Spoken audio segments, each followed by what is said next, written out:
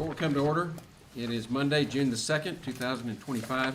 It's 9 o'clock in the morning, and the Kerr County Commissioners Court is now in session for a budget workshop. And I made this mistake this morning of asking the boss who had prayer. And she says, "Oh, we don't pray at workshops."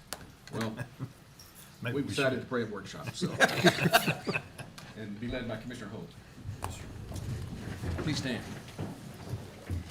Dear Lord, as we gather in prayer today on another budget workshop, we realize it's important to remember your name, your guidance, your laws. We're grateful to have the money and the revenue, but Lord, we pray for your guidance so we can deliver a sound budget that makes sense and addresses the needs of our people, because we do all this in your holy name. Amen. Amen. Amen. Please be seated. Good job. It is ironic that we don't pray at the budget workshops, isn't it? When we need it the most. You know, the one that he really needs to pray at is this afternoon at 2. We'll do that one too. That can be done. Lord, I pray for kindness. Okay, Corey. This is Corey Tennis. Good morning, court people. Just a reminder that we will be testing the closed captioning portions of our video and streaming. Since this is a new product that we are testing, the accuracy and reliability, we're hoping to be at 75% or better. So this is a mandate that will be coming to play in April of next year. So we are trying to find the best possible solution, and we will be using the budget workshops as the test bed for our product. If you are requiring closed captioning, the YouTube portion of the recording that will be uploaded later will have a much more accurate display, but we're trying to test out the live demonstration of it today. So just a reminder. Good. Okay, starting with the budget workshop, we're going to start with the 198th District Court. And that's tab 436. 436. Oh, crap. Good morning.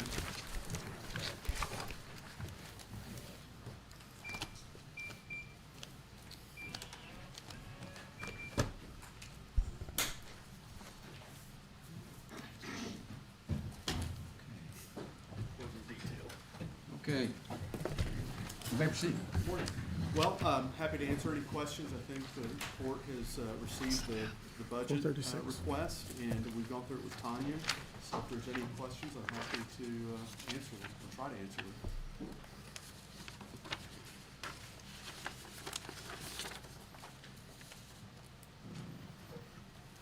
Any questions? Well,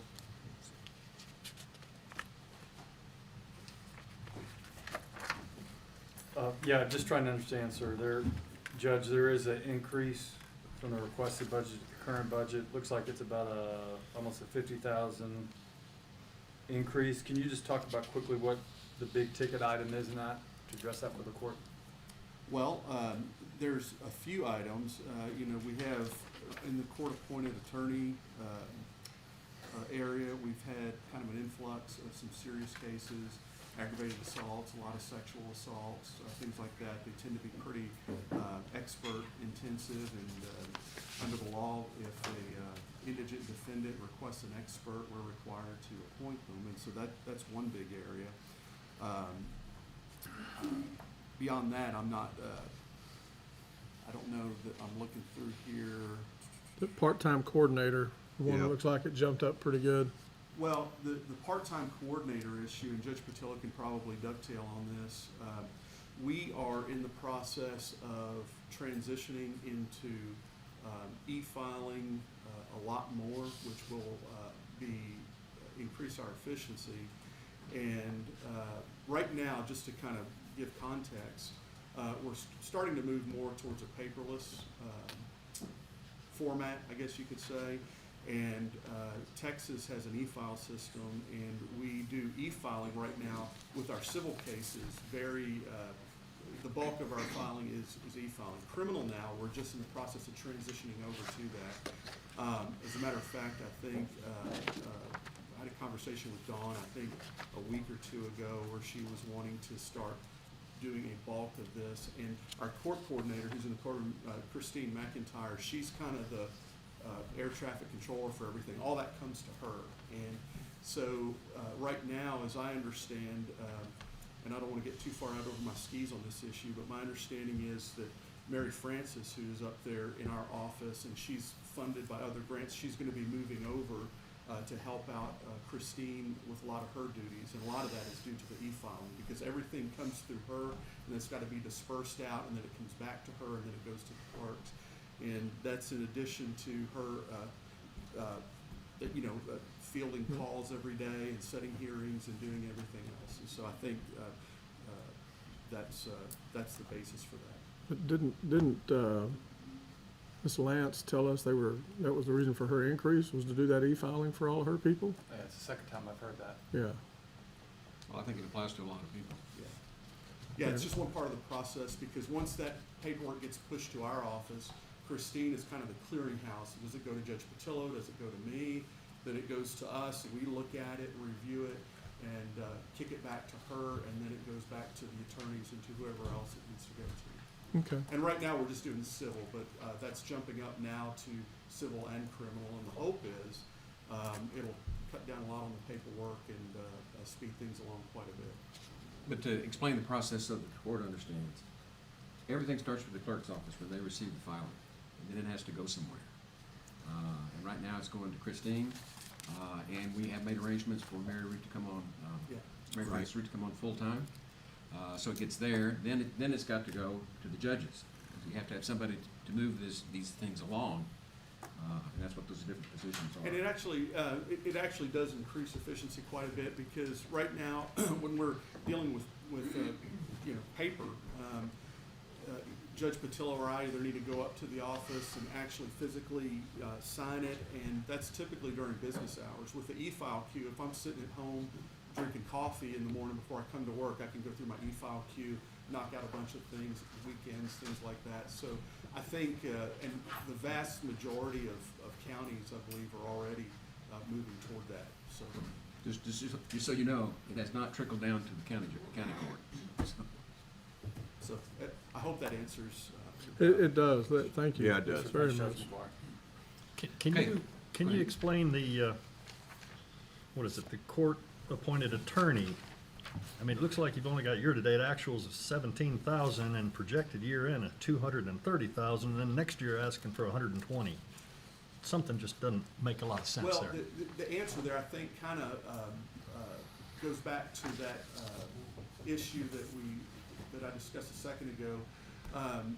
We have the PDO's office that covers the lion's share of our cases, but frequently we get conflicts. So, for instance, if somebody is, let's say, charging an organized crime case and there's 10 defendants, well, the PDO's office can only represent one of those defendants, and then we have to farm out to private attorneys, and it's hard to project that. It's really hard to budget for that. I know, and the other thing too is, I don't know if this covers CPS No. fees or not. Is that a different line item? Okay. Yeah, that's It's just Yeah. one more ask. going Yeah, from so 17 to anyway, 230. I'll stay away from that for a second, but it's kind of difficult to project, and so when Tanya and I were discussing the amounts that we need for that, it seems like we've had an increase in a lot of these types of cases where attorneys are conflicted out, and we need to appoint new attorneys, and so some of that may be left over at the end of the year. It's just hard to say at this point. And right now, we have a dearth of court-appointed attorneys in our area who are willing to accept criminal cases. I think right now, there's only 2 that come to mind here in Kerr County, so we're kind of limited in that regard. Well, I understand the explanation, but it just seems that somebody ought to look at it a little bit closer, because it's such a drastic change from year-to-date numbers to projected, and then half of that for next year. Anyway, have another look. It's one of those cases where, we have to provide this service, and so we cut that money down through the years. That used to be closer to 250,000. We're cutting it down as we see it dropping, but 120. I think we had 100,000 last year to start with, and the year before, we could actually add more money to it. Some of it is the timing of the cases too, and what the, docket looks like. Yeah, But- unfortunately, it's just a real unpredictable area. when we're talking about indigent criminal defense, because like Tanya said, if, for instance, we end up with a capital murder case, we don't have a choice. We have to give that defendant representation, and those kind of cases are high dollar, and we, fortunately, knock on wood, we haven't had one here in a while. But the other cases regarding the sexual assaults, the aggravated assaults, the other cases that require us, if the PDO's office is conflicted out, those tend to be fairly expensive. It's just hard to project those. Well, Judge, I think the area that Commissioner Paces is concerned about is when we look back on the history of what the actuals have been, they got up last year to as high as almost $90,000, and so we put $119,000 in the budget. And we've only spent 17 of it year to date, and it's projected for now and into the year 230. Exactly. And then he's asking for an explanation of what's that big chunk?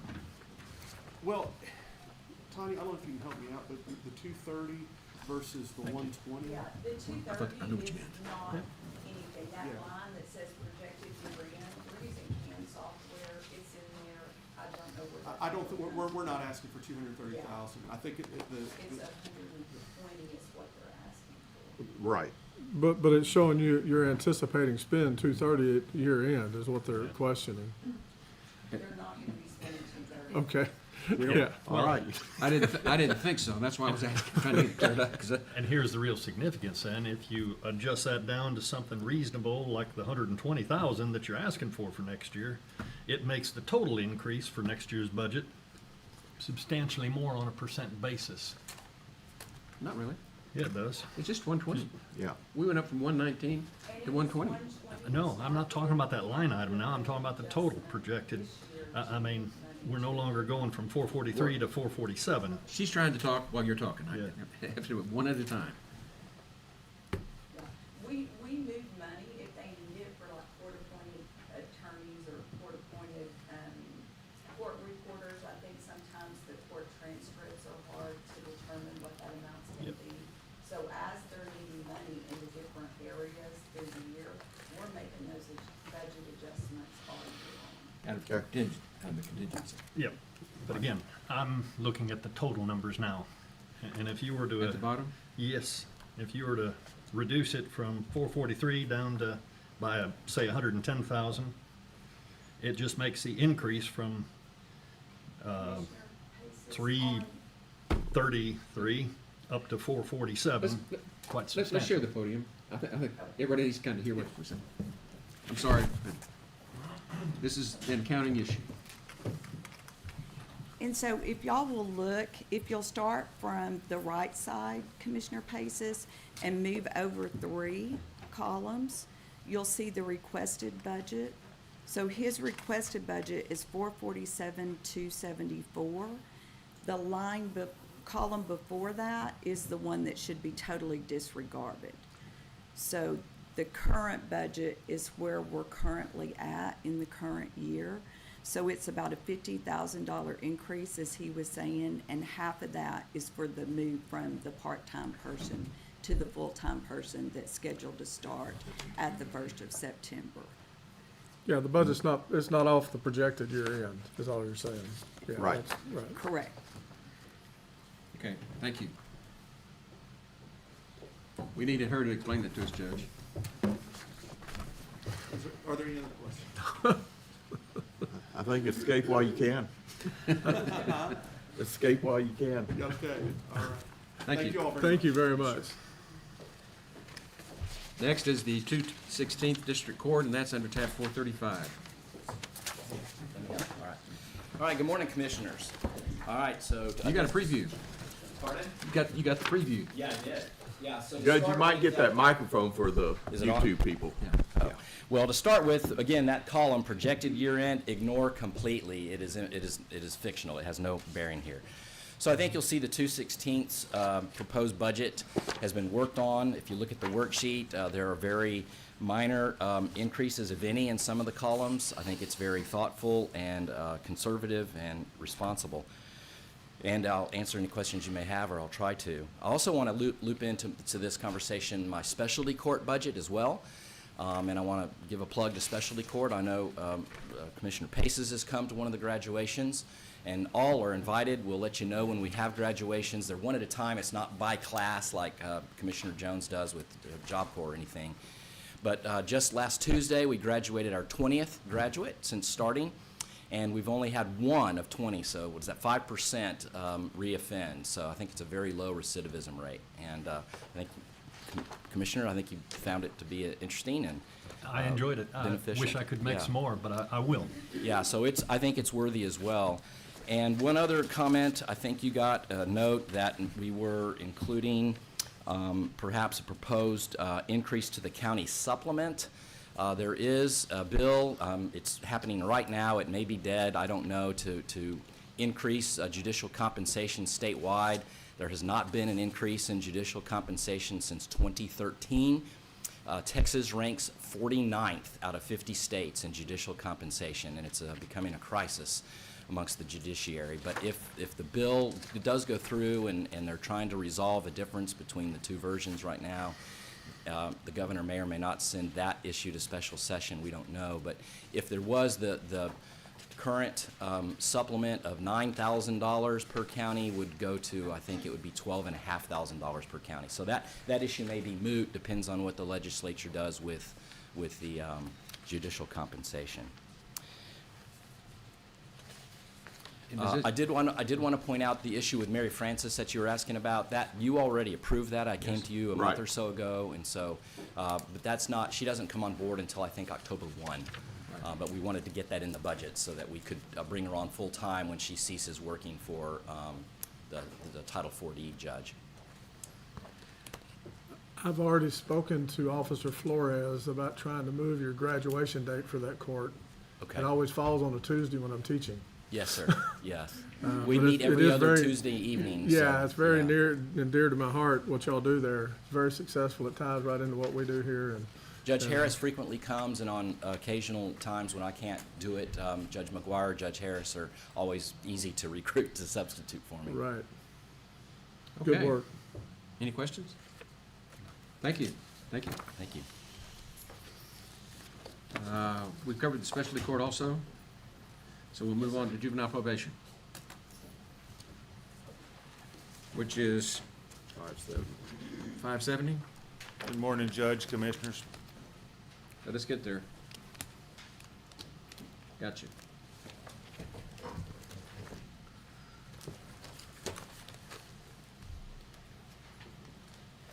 Proceed. Looking at the request, there's a couple of things to point out, big ticket items. One that is on there, one that's not. The first place I would ask you to look is, and this is probably an oversight on my part, line item 10-574-96 is interpreters, and that's showing 0, and I'll have to ask the auditor if he knows why that is. Well, that's I would not true. Okay, yeah, that's right. I know that. That's exactly right. I would request that that be 6,000, which is what the current is. I'm not sure why. I probably messed that up at some point, but I put that back in, and there would be no change in that one.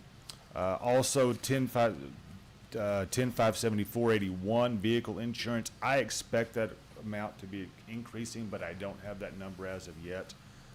I think once we get closer, I'll have to get with HR and with the auditor's office to figure out what that would be. The big number is, if you look at 10-574-82, alternative housing. Alternative housing is just a general phrase for anytime we remove a juvenile from their house and we place them in an alternative location, that's what alternative housing is. Specifically, it is for pre-adjudication detention and post-adjudication placement. And the increase here is going to be related to a number of factors, but one of which is increasing cost in juvenile detention facilities. TJJD, the Texas Juvenile Justice Department, is telling us that rates are increasing. We are seeing, we have roughly 25 contracts right now with facilities where we place children. That's either for detention or for placement. All of those are going up. Right now, we're paying on the low end about $175 a day. The high end is about $385. That's a daily rate. The state of Texas, TJGD tells us that actual rate's about 500 is what it should be in the cost. So we expect over the next probably 4 weeks when our contracts start rolling in, that we will see significant increases in our daily rate. That is the reason for that request. And then I'm obviously here to answer any of the questions you may have about this requested budget. Thank you. Well, and one thing you didn't mention is you picked up a juvenile probation officer.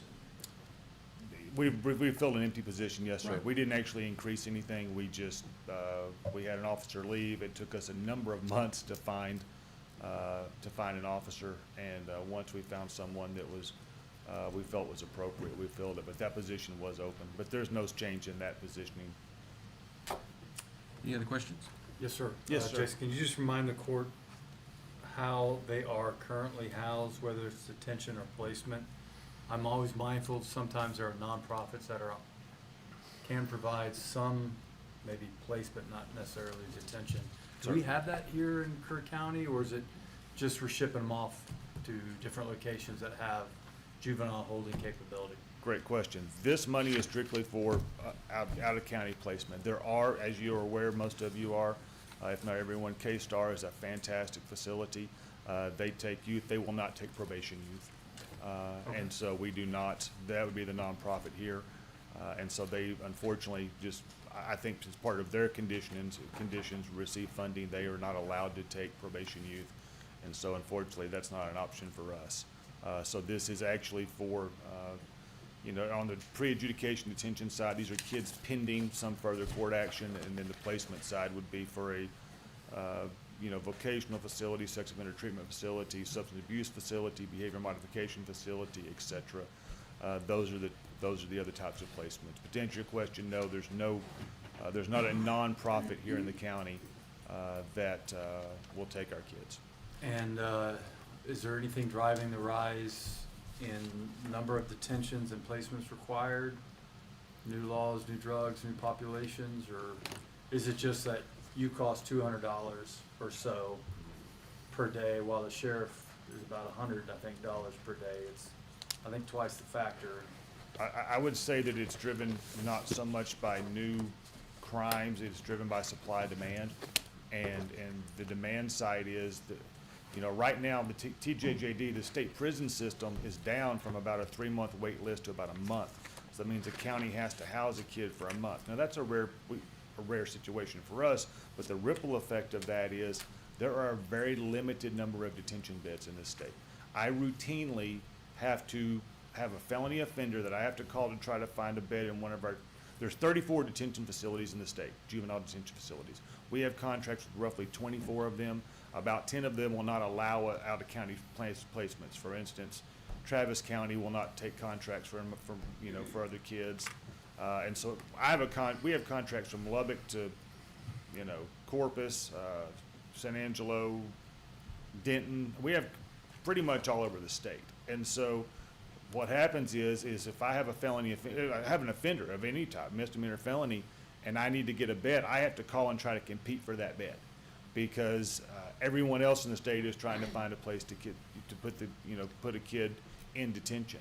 That is a major problem that no one has a short-term solution for, and it's a statewide problem. It's not just a Kerr County problem.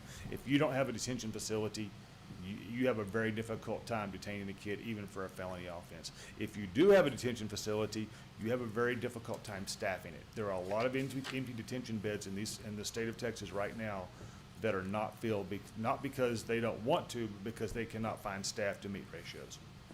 Thank you. Yes, sir. And that shortage especially applies to females.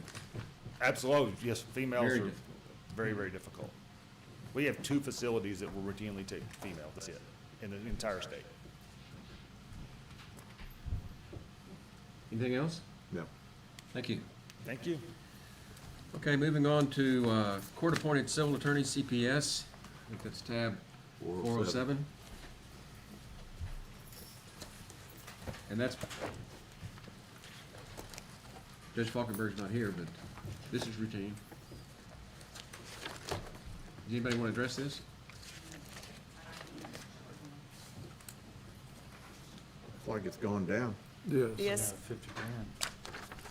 So last year, we had to go up, to your point, Because of the court-appointed attorneys that he was needing, there was some backlog that he was trying to clean up. I have not heard from him this year. This takes it back down to the $130,000 that was his original budget last year. Okay. Good deal. Thank you. Okay, next is county attorney. What tab is that? 475. 475. Good morning. Morning. I've got 3 lines where we've added money to the request for next year. One of them is the investigation expense, and I added that because we've had to do some testing on, for marijuana, and we want to be able to do that in these cases that come through if we need to for misdemeanor marijuana. That's a $2,500 addition. For the investigation expense, they're at $208. And then the next, And just to footnote that. Pardon? A lot of that gets reimbursed with the, when they enter their pleas. yes, it will get reimbursed when they enter the pleas if it does in fact test positive for marijuana, or the right amount of it, THC. And then at 315, because the legislative session is this year, I've added $2,500 to that item for books, publications, and dues.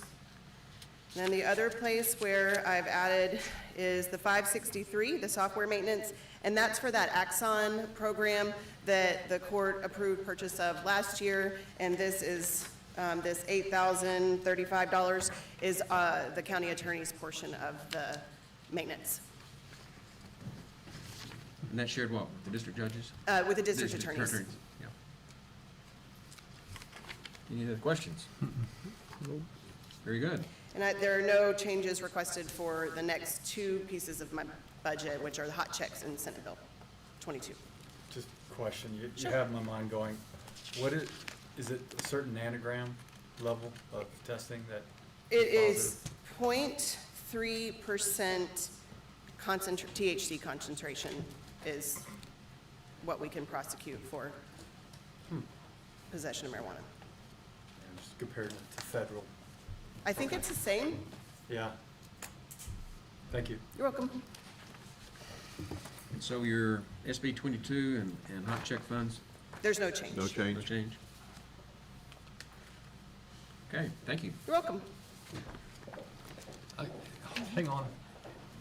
Any indication how long SB 22 is going to be in effect? Have you heard anything with the new No, I have not legislative heard session? anything. The sheriff talked about it a little bit last week or week before last, that they say that they'll continue to fund it, and we're just gonna hope so.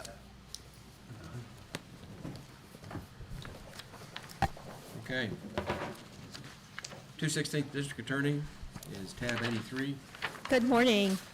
Okay, as far as my budget, the only change is the Axon cost. I think the county attorney's already mentioned that, and I'm sure the 198th will be mentioning that.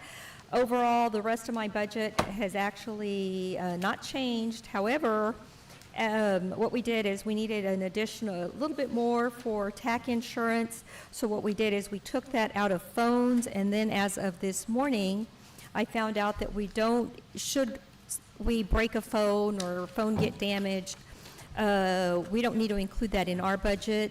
Any phone replacement will be covered by the IT budget.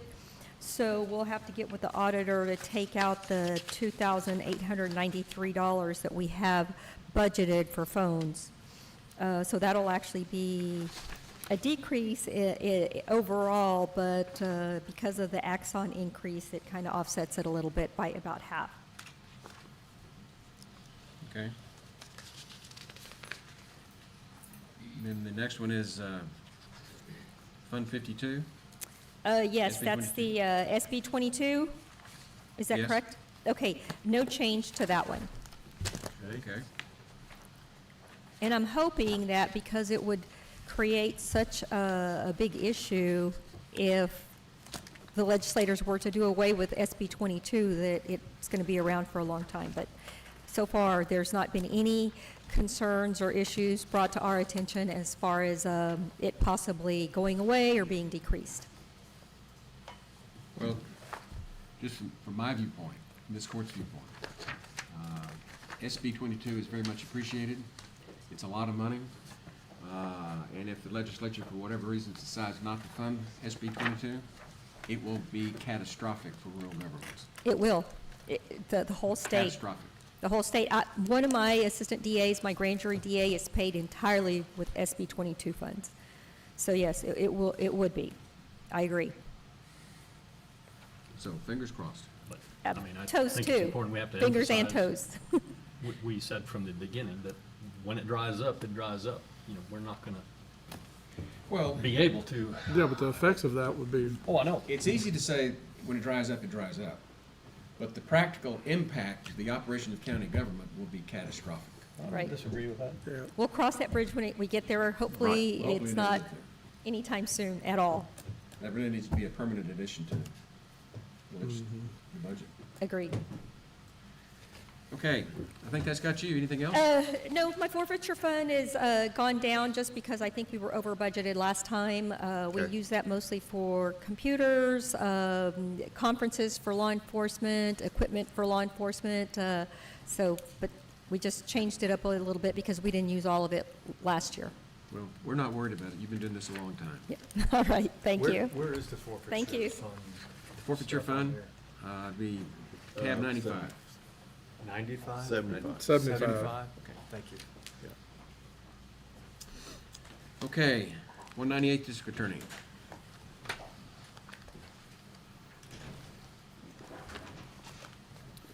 Good morning. Good morning. Good to see all y'all, and, Let's get your fund tab here. yeah, just This start. is 84.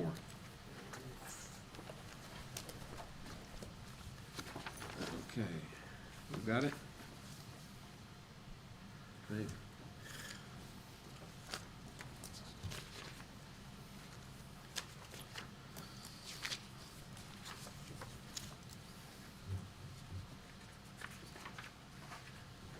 Okay.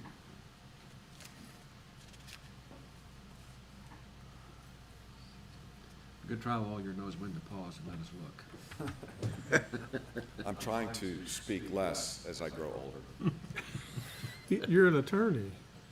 It's tough.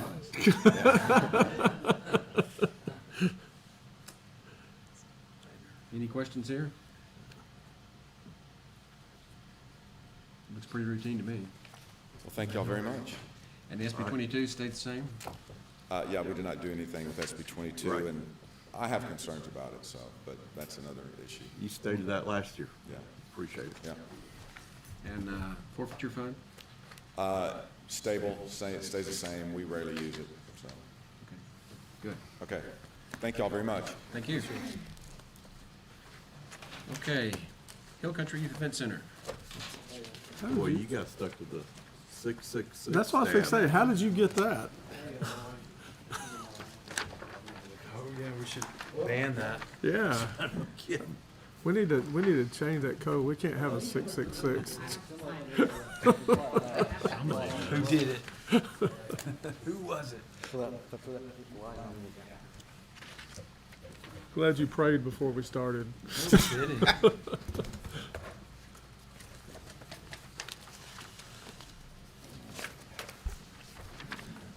We don't have a 667, can't we just change it? Right?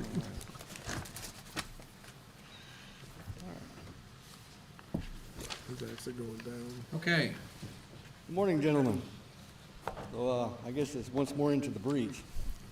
So, start off with 666. I did ask, there was a couple of line items, and I did ask for more money, and he'll be part of this as well, I guess. For the ground maintenance, I asked to bump it up to 2,000. I'm needing to do more stuff, more repair, not repairs, but upkeep. Like, I don't have it in my budget this year, but I'm needing to put gravel and stuff around the pavilion. That's gonna be probably kind of expensive, and that's if we're doing it, which we will. And just more upkeep to the ag extension building and in the surrounding grounds and stuff is what I'm asking for that. It's only, well, Shane, it looks like to me that your budget went down. Major repairs went from 23.5 to 13.5, is that right? For last year, Well, no, he's talking about just the maintenance. Yeah, we're just not telling the ARPA story. On the 106, 666, Part of 106. this. That's a salary, though. No, he's talking about the bottom line, major repairs, 550. I believe it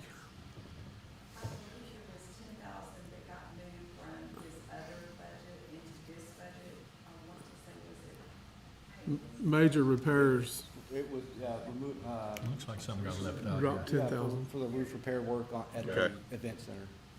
And that was, Juggled some back and forth. yes, sir.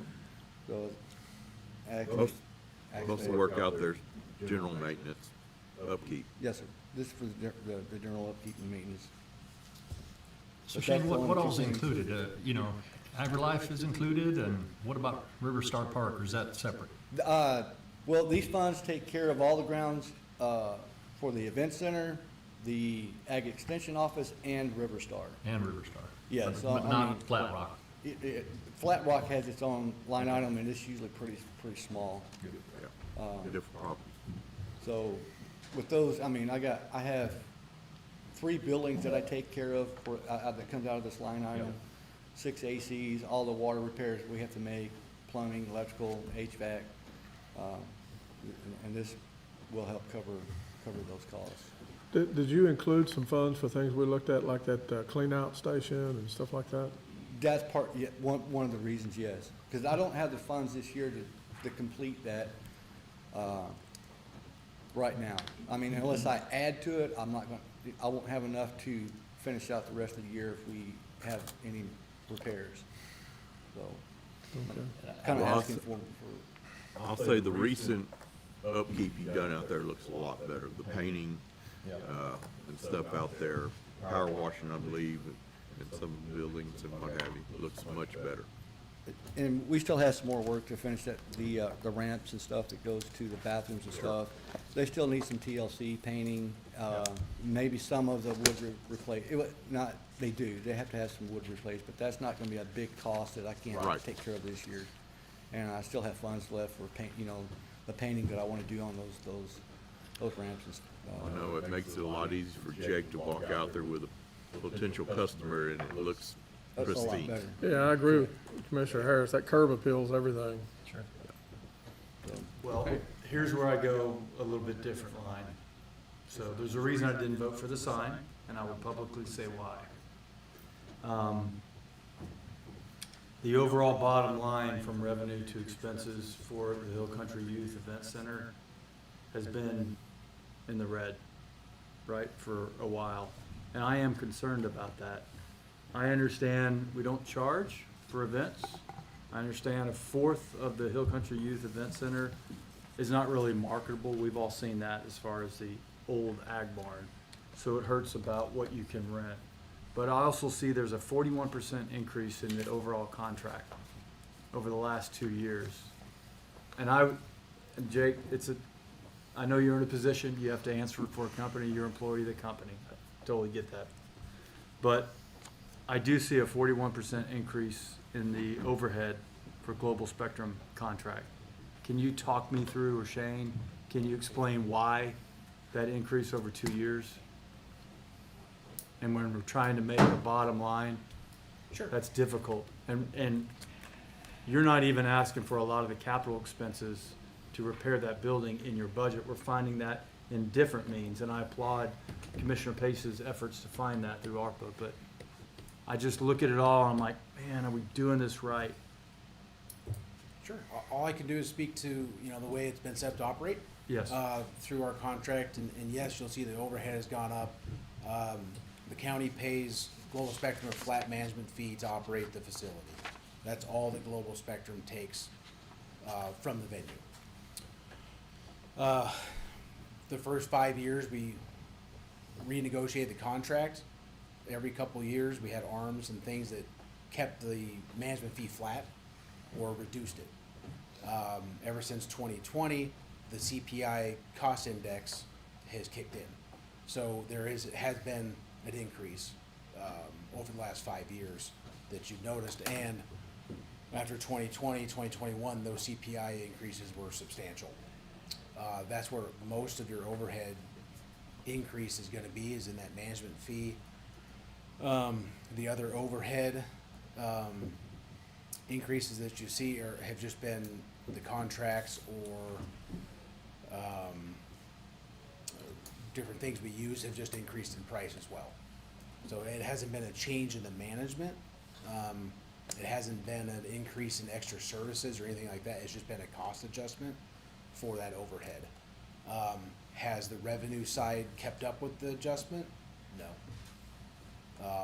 You know, I'm only allowed to charge so much to so many groups. A lot of groups could use the place for nothing.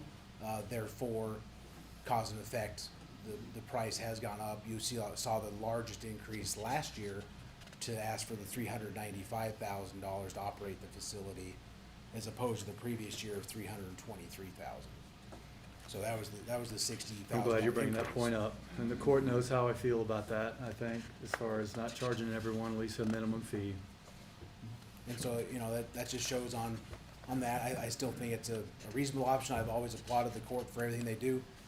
We just operate under your all's direction. So, you know, moving forward to this year, I know I don't have access to your all's system, but we did ask for a flat ask. There's been no increase in that. The hope is that with the increase in maintenance cost, that we will make that money up with the new sign selling sponsorships.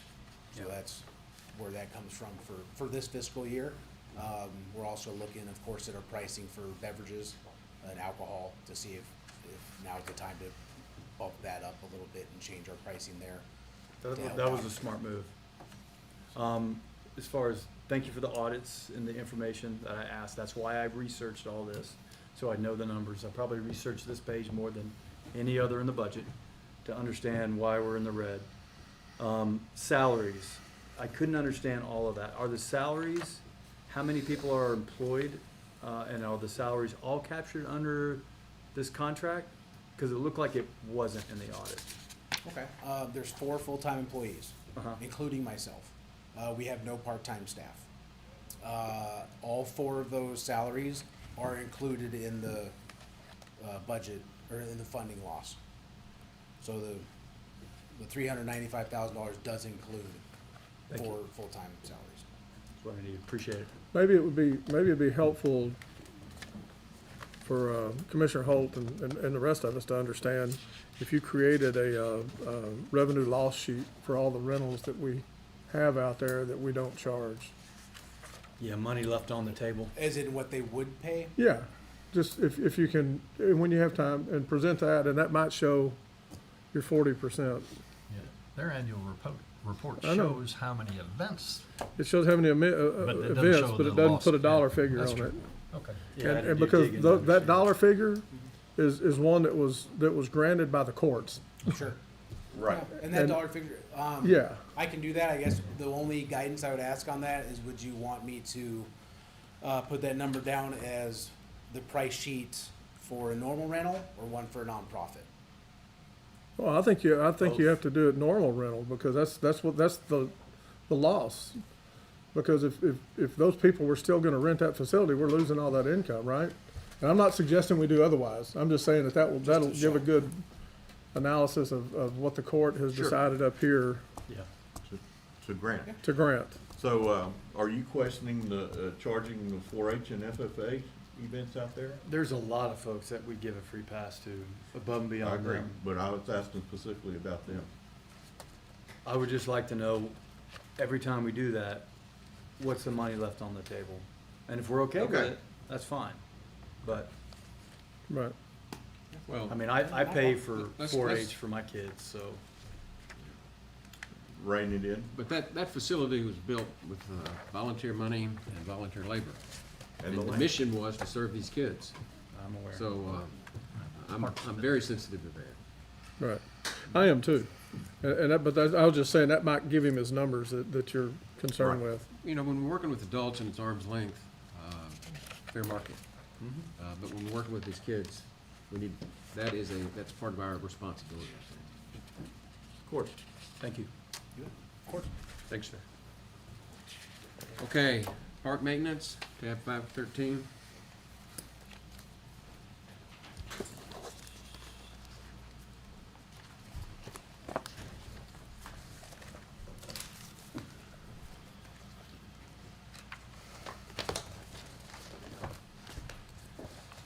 Okay, I asked for a little bit more money for the 513,400 to cover my trash service. That's kind of, well, that's, when we do the trash service, that is when we are picking up trash and we take it physically to the transfer station. So we've been doing a lot more of that here lately as well. So I only asked for $650 more than that. Shane, we're budgeting 10,000 for the Little League fields, projected. What's that include for the Little League field? Is that maintenance included on them? Yes, sir, that is for the maintenance, that, takes care of the lights out there, the ACs, any Restrooms. plumbing issues we Okay. have. There's numerous buildings out there that sometimes, that, like the pump house, we spent several this year, and then also last year, we spent several thousand, about $6,000 on a brand-new pump. And do they take care of the mowing and the fields? They mow the ball fields themselves. We mow everything outside of the actual ball field. It didn't look like it the last couple of weeks I've been by there. But your job, yes, but the fields, I was thinking maybe they weren't doing something because the fields were pretty high and looking pretty rough. And they've asked us, and I think it's a good idea, asked us not to mow the actual ball fields because and the reason is because we mow everywhere. We get all kinds of grass seeds and weed seeds, and to keep that out of the ball field, they don't want us in there mowing that because we can contaminate their ball field with. Okay. So we don't, that's why we do not mow. We would probably have to have a dedicated mower just to mow a ballpark field if they wanted to start us Right. doing that. Okay. I see Bubba Walters shaking his head on that. Shane, can I ask you, Looking for volunteers. let's talk about your vehicle fleet. Fields look rough. What year are your vehicles? My current newest vehicle is 15 years old. That's your newest vehicle. Newest vehicle. How many do you have? Well, we have 4 that we drive daily. I have up to 8 vehicles. One's 2006 dump truck, 1 ton, and we just got from Road and Bridge last year was a 1999 Ford pickup, or 1 ton, that is for our bucket truck. And I'm not looking to replace that anytime soon because it's still got a lot of life in it. And the same thing with our dump truck. What we're looking for eventually is more of our fleet vehicles, is replacing some of them. There's some of them are over 100,000. And granted, it took us 15 years to get 100,000 on them. So when we get to the point where we want to replace them, I don't know that a lend lease would be the best thing. We buy it outright and we drive it for 10, 15 years until we need another one. But I'm starting to get more repairs on vehicles. And also my repairs, I did ask for more money in vehicle repairs from $18,000 to $22,500. Because one, I did get two more vehicles added to the fleet. It was also graciously given to me as a water truck that Jake and his guys use frequently when at the ag barn. I don't need it too much, but they are the ones that need it more than I do, but I take care of it. So I also, along with my vehicles I take care of, also out of the equipment repair, I take care of 4 zero turns, or lawnmowers and stuff.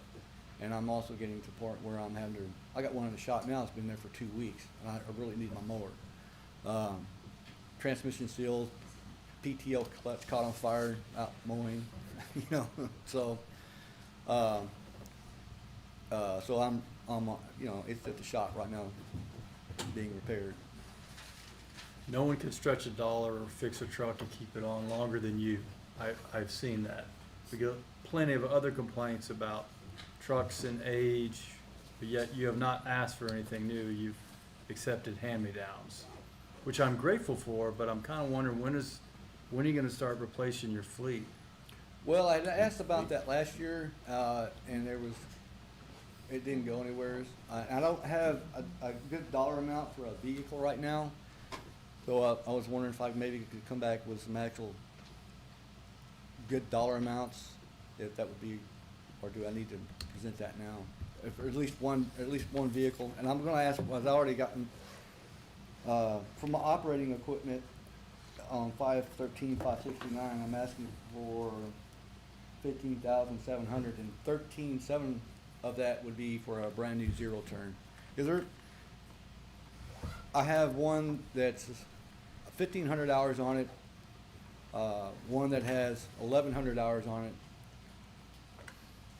and I need to start kind of thinking about replacing it. The one that's 1,100 hours is the one that we use the most actually, because it has a mulching deck on it. It's one we like to use here at the courthouse when we're mowing, because we can close that mulching deck down, and we have less debris coming out, so we don't damage vehicles, mainly vehicles. You know, when we're mowing, because those chutes, they're pretty powerful. They throw stuff pretty good, and you know, I want to eliminate knocking windows out, denting vehicles. So, something with a mulching deck on it is what I would like to get. But So you're kinda- asking when you need to bring those numbers? Sorry? He's got that number in here, I think. Yeah. He was saying about a but vehicle not for a though. vehicle. 513, 569. Yeah, no, I got that. I'm saying you were saying about a vehicle. You were wanting to know when you should propose Well, something there? I don't have any good numbers to give you. You know, I don't want to just tell you it's $50,000 and it's actually 55. I just recently got some information from Road and Bridge about the, you know, buy board and other things where we can get Yeah. better vehicles, or, you know, vehicles cheaper than just going to.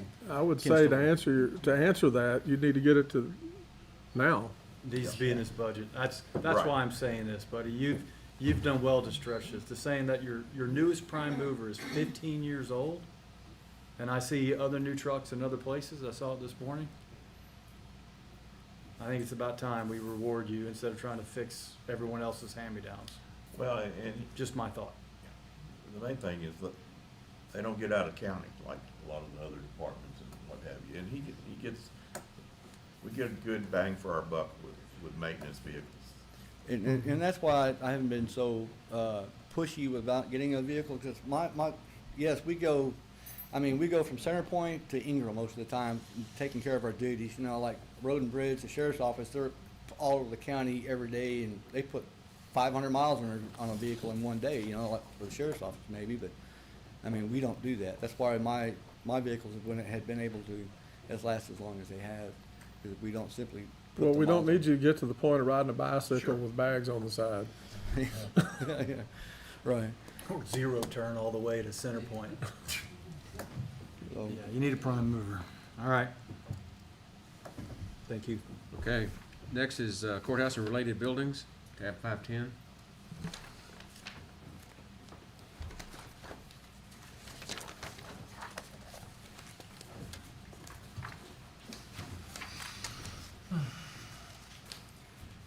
there was numerous things I'm asking for more money in 510.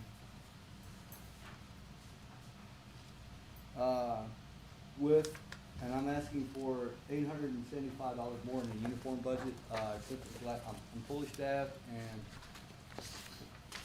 that's about what it's going to be to replace, or you know, keep the uniforms with boots and the clothing.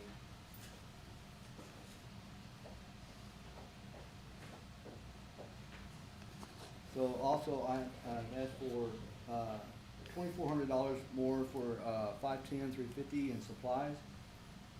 Yearly, I mean, we go up, the prices of the cleaning supplies and stuff goes up yearly, and I'm just trying to stay ahead of that.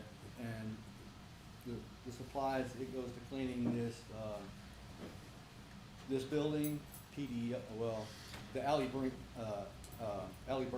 Annex, Road and Bridge, the Ag Extension Office, the Ingram Annex. Also, where there's a building that we take care of once a week, is the Ingram Road and Bridge Yard. We also take, clean the road and bridge also. And these are, is money that takes care of all of these buildings for cleaning.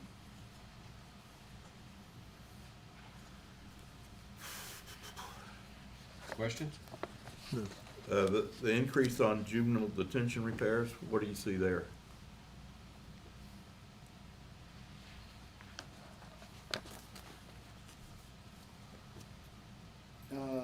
It's been, well, like last year, I went just a little bit, last 3 years, it looked from 21-22 to 23-24.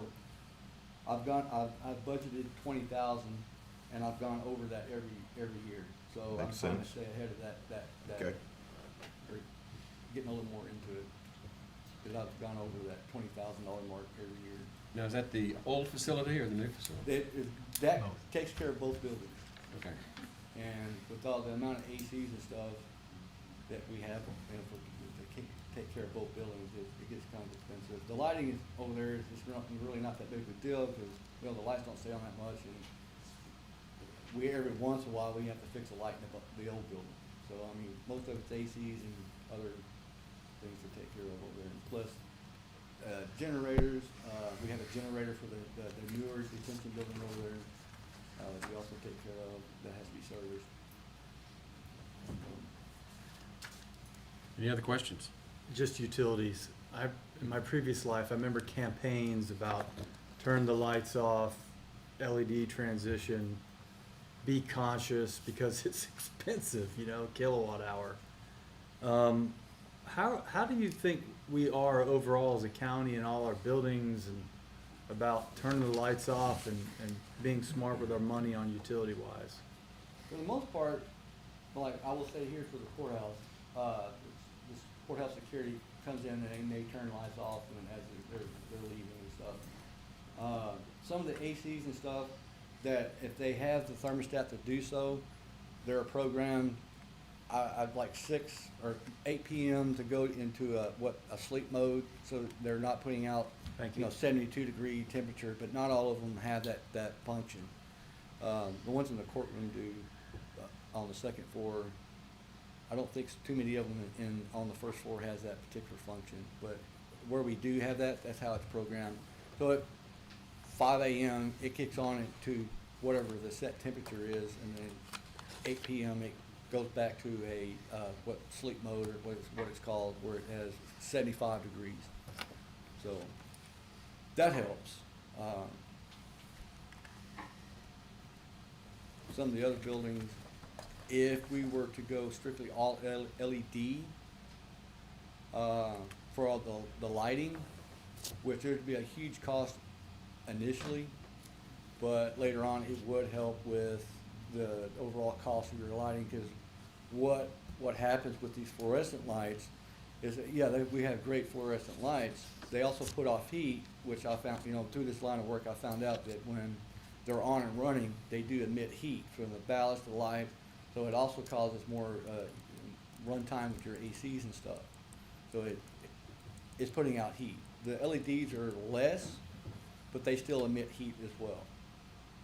So it's one of these things that one of these days we should really look into going to LEDs throughout the whole courthouse. At least phasing into it. Yeah, that's what my gut's telling me. We need probably a stronger program to promote that and budget for it. Thank you. Maybe we have the grant coordinator take a look at what's available. Yes, sir. Yeah. One bite at a They can time. make that project. Anything else for Shane? Jail maintenance. Yeah, we've got that's the last one, tab 511. Yes, sir. And So the sheriff's wanting a dishwasher? yes, I was gonna ask about that. Yeah, before I get to the main budget line item, I was gonna talk about maybe putting $19,000 into capital outlay for a new dishwasher. Now, 7 years ago, whenever the building was remodeled, they got a brand new dishwasher. And within the first week or two, the brand new dishwasher is breaking down, or we're having to fix it. My guys welded the handle on that thing 3 different times, because the handle, when you open up, you put the dishes in, 3 different times we've had to weld the handle back on, and we finally got a brand new handle for it. But there's been other issues throughout the years. It was low quality is what we got. It was brand new but low quality, so it didn't hold up to the use and abuse that I like. And it's like a commercial kitchen, you know, with the kitchen really ever has any downtime because they're washing dishes 3 times a day. For I don't know how, I'm just going to round numbers, say 200 inmates, you know, 3 times a day. So you're talking about 600 plates, spoons, and all their cups and stuff. So it's used a lot. And the one we got a price on is a Hobart, which is a Hobart is usually, it's an industry standard top quality, and that's what I was asking to get was that Hobart to replace that. Sounds like you got a lemon.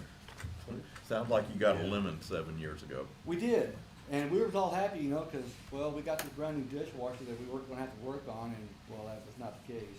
Yeah. It's been, you know. And you're welding stainless steel? We have the welder that can do stainless steel.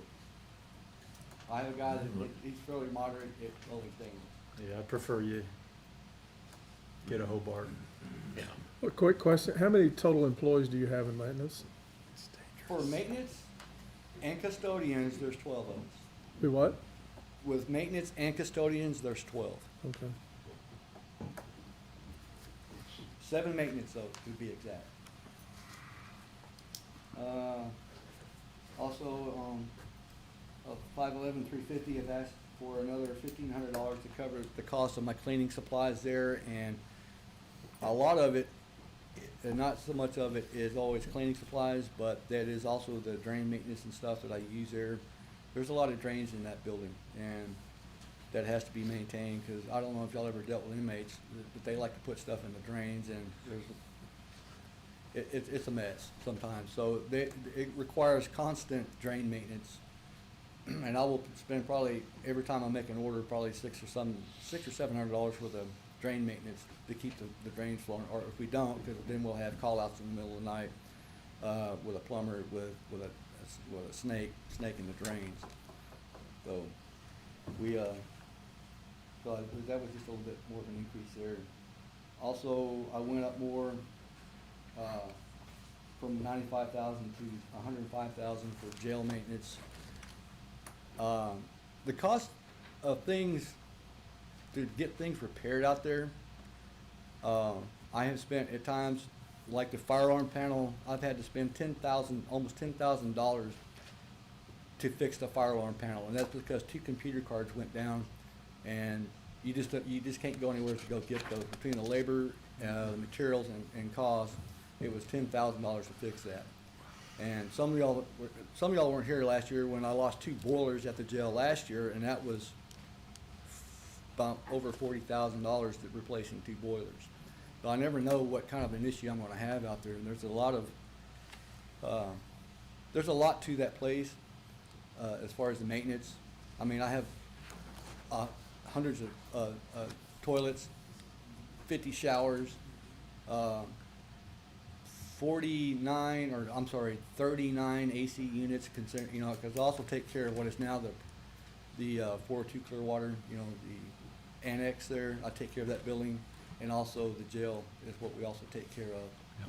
So with all the ACs there, I probably have like 49 something ACs for the whole place. How old are those AC units? How old are the AC units? I mean, the ones next door were installed 2010 when the building opened. Those have not been replaced. So far, so good with those. The ACs, I think the last time we replaced ACs at the jail, the 20 that were the original was in 2010, so I believe. So, and then we had probably like 14 more added with the new addition. That one works a little bit. It's not your normal ACs. They have for the remodel or the extension of the jail that has 2 huge compressors, and what they call DVRs, and the DVRs are the air handlers. So one compressor or may have 7 DVRs on it that takes care of 7 different cells and locations. So if one, and I've got a price, well, one of those broke down, and while it was still under warranty, and the warranty work was $6,000, just the warranty work. Because that doesn't cover labor and materials, it just covers the replacement of the compressor. So if one of those were to go down again, we're looking at probably 20 grand to replace the compressor for that. But like the other AC replacement program that you presented a while back, did that include the jail or that? No, the this jail is is separate? strictly for the courthouse. Yeah, okay. There's, at some point, I may have to do the same thing again with I'm the jail. guessing you probably need to. Who does belt replacement for air handling units? Are you doing that internally, or do you contract? We Keep 'em up. do that. We don't have to have an HVAC license to do that. Right. We do that whenever we can do something to repair it, we do it ourselves. And mainly, like belt replacement, we do that. Thank you. Anything else for Shane? Okay, what do we need to take out of order? County sponsored. County-sponsored activity, 660. Start with it either, it's on Athens. and that's tab Department 660. Okay.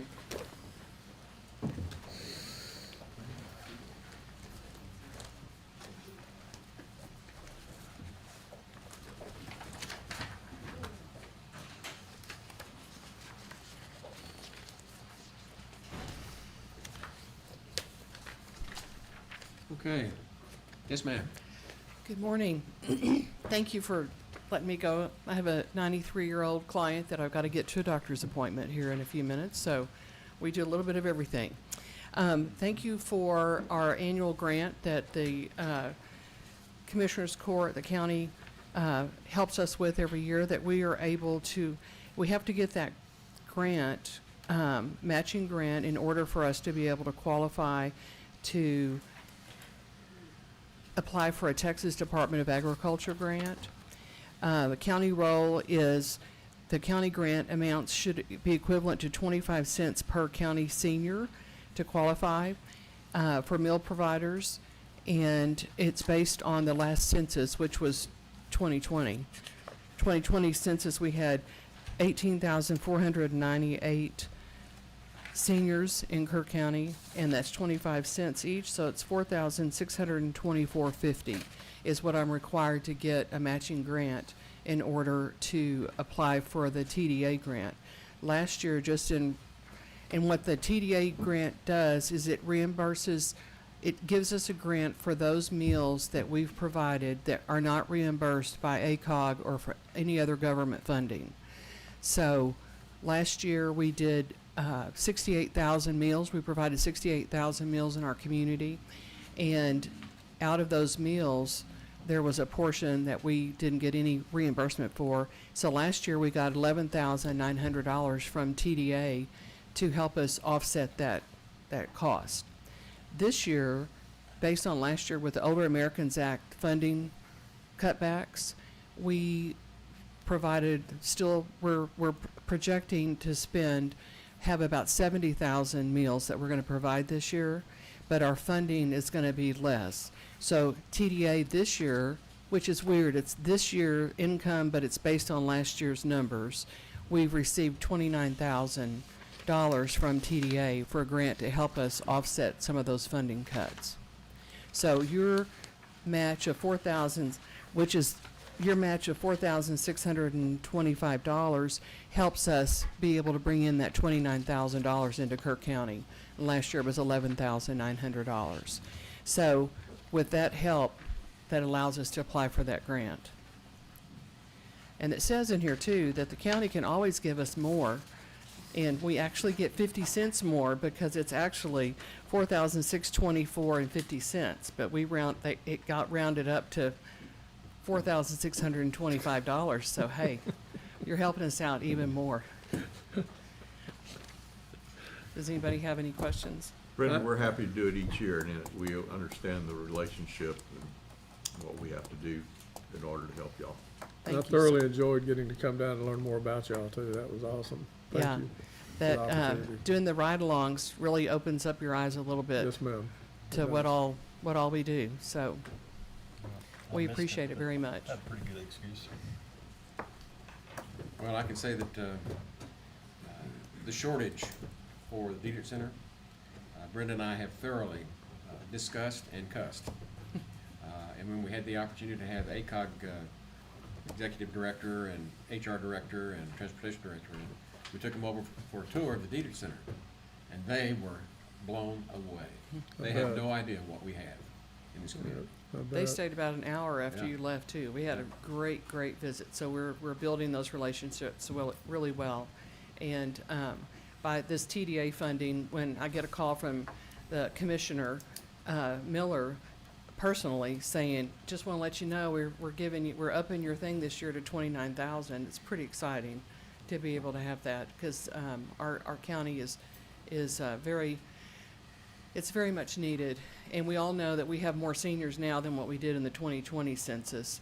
So we're actually, we're still helping out a lot of seniors, getting them fans and taking care of them on those homebound seniors.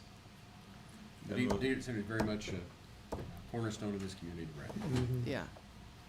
Y'all were mentioned in my church yesterday, it's an elderly church, and one couple of the workshops coming up as far as scams that are targeted at elderly and what have you were promoted in our church yesterday for our members to attend. All right. Yeah, we have Sergeant Lamb from the Right. police department coming over and doing a lot of, we're having a lot of that information.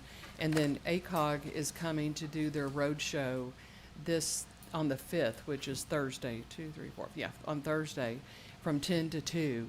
And that will be for any county residents age 16 above that might need other resources for funding help with utilities and weatherization and things like that. So I've got it in my column today, and we've got a big thing online on Facebook to tell in our county. So if you have constituents, send them over there to the Dietrich Center, and then come have lunch in the Friendship Cafe too while they're there. You bet. Which is really good. Yeah. We had carnitas that day. Yeah, that was good. Anything Okay, else? anything else for Ms. Thompson? Not for Brenda. I Thank do you have so a much. question on the Okay, whole thank you. thing though. Okay. And Tanya, you'll probably be the one to answer this. We have an increase for that whole 660 fund of 22,000, and all it says is budget changes, 22,000. What is that? Those are the new, people that we've not Ask. The West Kerr. had asked for before. Yeah, Trapper thing. like that trapper. was presented this past week, Okay. and then, I can't think of who it is. Y'all, do they have copies in here in the books? You should have another letter in your book that we added. I just can't recall the other. Sure. Oh, I didn't dig deeper. SWCD. Okay. Yeah, when it just said budget changes, I thought, well, that's not telling me a whole lot right there, so, thank you. We put a line in our budget if it's only for consideration. If y'all determine that you're going to do it, we'll put a line in form Okay, at that point. perfect. Thank you, ma'am. Okay, we've got other people here I know on the county-sponsored activities. Brent, I'm happy to wait until my turn on the agenda. These people have been sitting here as long as. well, we need to take a break, so I'm trying to finish up this one item. Okay. Go ahead. Go ahead.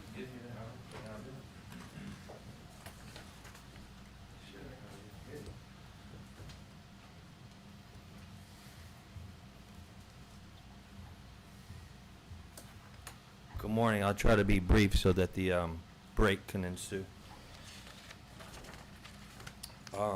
I'm Brent Ives. I'm the Chief Executive Officer for Hill Country Crisis Council. We're a victim services organization. Basically, we provide 3 core services for this county and surrounding counties from a victim services perspective. We are a children's advocacy center that provides a multidisciplinary team response to children who have been sexually assaulted or severely physically assaulted or witness to domestic violence. Many core services go into that, which would include forensic interviewing, family advocacy, trauma-informed mental health services for those children. We use a core group of multidisciplinary team partners, including law enforcement, the Department of Family and Protective Services, prosecutors here locally, the medical side of things. Peterson Regional are partners with us as well, and mental health providers. We are also a emergency shelter for anyone that has experienced domestic violence, assault, or rape. We're a rape crisis center as well, so anybody who is an adult who has experienced adult or sexual assault, adult sexual assault. And we also provide, as I mentioned, as a rape crisis center, trauma-informed mental health services. Just in calendar 24, we as an agency provided services in Kerr County, which would include both Kerr County children and the city of Kerrville children. We don't distinguish between the two. 126 children came through our Children's Advocacy Center because they had experienced something that I explained before.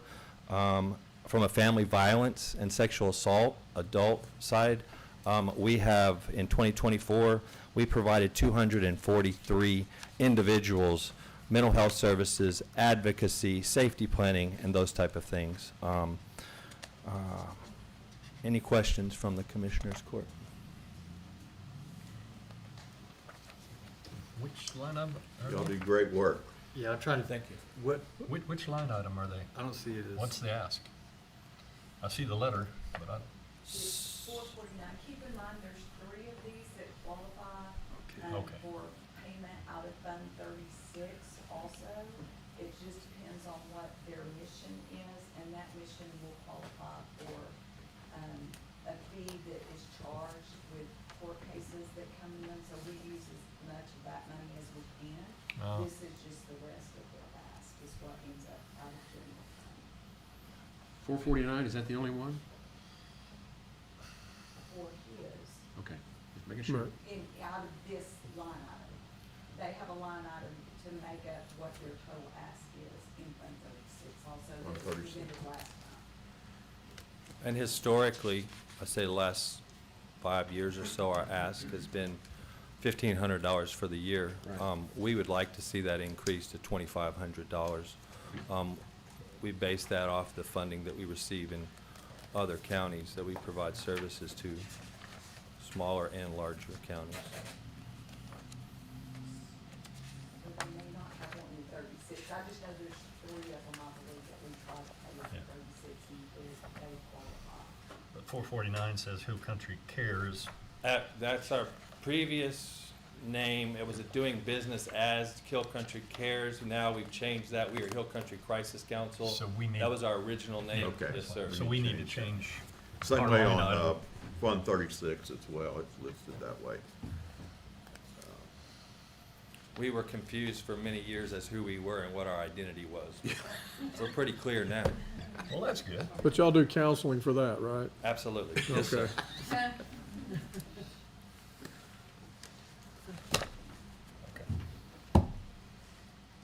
Good. And then I'm just looking at Fund 36. We've got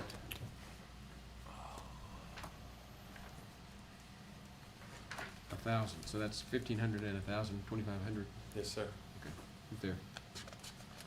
Any other questions for Brent? Okay, thank you. Thank you very much. I appreciate you letting me go before your break. Okay. Joe, Yes? sorry, there should be on this also out of also in K-Star. Are in this as well, but I don't. I think they're in Fund 36, aren't Yeah. Both. Well, they're both. They're on Yeah, both. interesting. they? Okay. But it's I'm- pretty much the same each Yeah, year. nothing changed. Why is it on different fund lines? Because we need to spend, we don't get that much money anymore in that dedicated fund, and so we split them up. Judge, it seems like it was 4, maybe 5 years ago, we didn't understand why we were paying anything to nonprofit organizations out of the general fund, and there was research that went into it at that time, and so it's easier paying from both funds for anything that qualifies, just so we can keep it straight you. Do we have anyone else here in the courtroom on these county-sponsored activities that would like to present? Okay, this is a good place for us to break. Let's take a 5-minute break and come back at 10:25.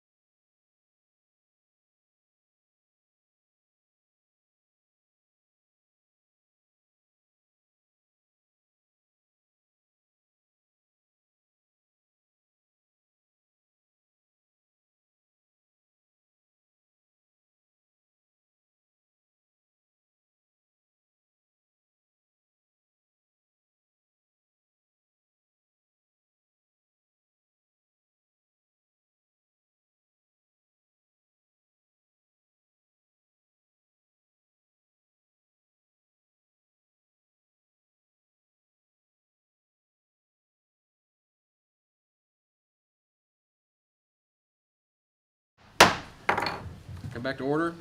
Next item on the agenda is Crime Victims Coordinator. I just walked past her office and it said that there was a note on her door that said she was in the 198 for court today. So That's okay. She's already presented, she presented. Oh, that's right, we took her, okay, Oh, yeah. done. Good. Public Relations Office. She was under 5,000. Okay. Good. These are the ones we like. Airport Fund 47. Judge, I haven't heard anything from the airport. Hmm. You know, they don't put their stuff into our books to start with. They do their budget on their own and then present it to y'all. I think last year they had it ready in time to do it. Yeah, I don't even see a tab for them. Yeah. Mm-mm. Yeah, we don't. No Okay. surprises there. Okay. So we'll Yeah. move past Airport Fund 47, Airport Fund 48, and Airport Ramp, right? On airport ramp, that's the county's match, and we've left it the same that it's been. What tab are we under? 595. 595. Okay.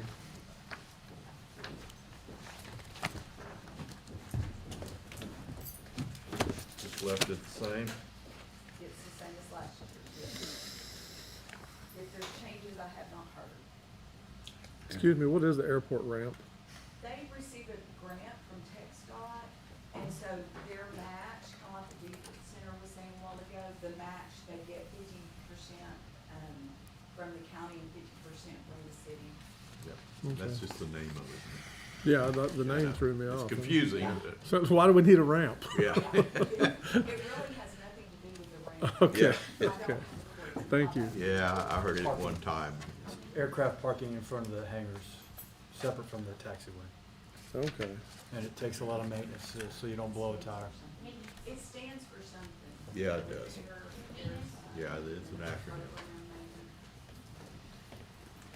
I'm sure. Okay. Rural Airport Maintenance Program? Rural Airport? Something like that. You're on the right track. That sounds good. How would you know that? Okay, the next one is County Judge, tab 400.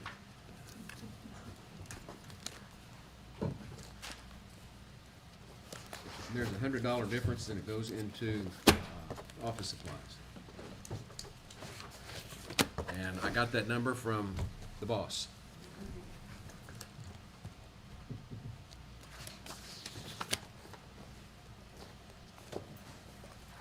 Okay. Okay. Then, next one is mental health, Stays the 405. Stays the Same. same. Next is county court, and that's 426. And it's not quite the same, but close. Yeah. $7,000 increase.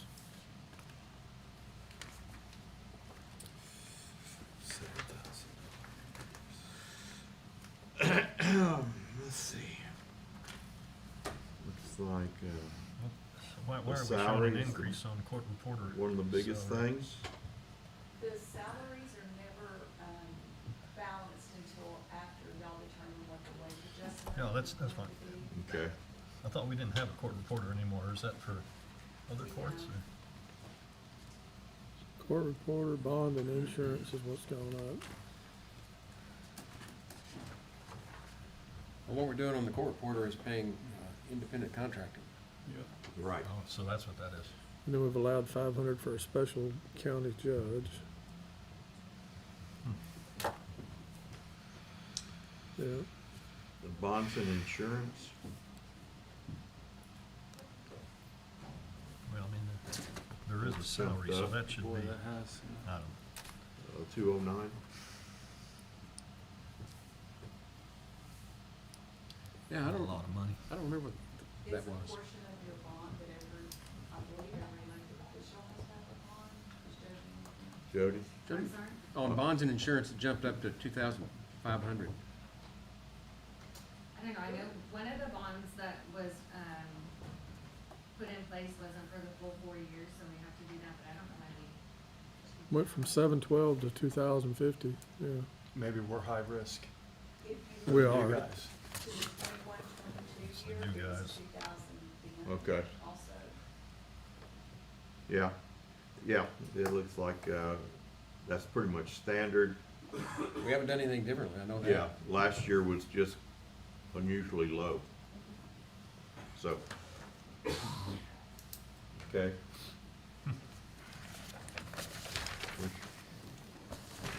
Okay. Commissioners Court. What tab is that? 401. It's virtually the same, $2,000.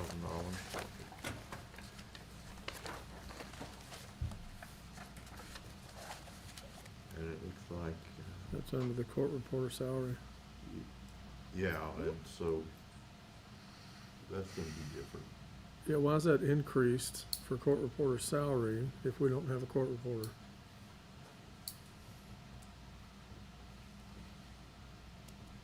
Again, salaries are not looked at all until. Yeah, till we, I'll do the budget. So that'll come out of there. It'll change. yeah, okay, good. And what we'll do, It'll be a savings. when we do that, we will work on a projection as to how many times. Mm-hmm. Yeah, And it looked like we're probably averaging 1 to 1.5 average a month, something like that. We had a special hearing, what, a couple of weeks ago? But But does that show up here or in the prior? it'll show up when we County do, court. go through the salaries, right?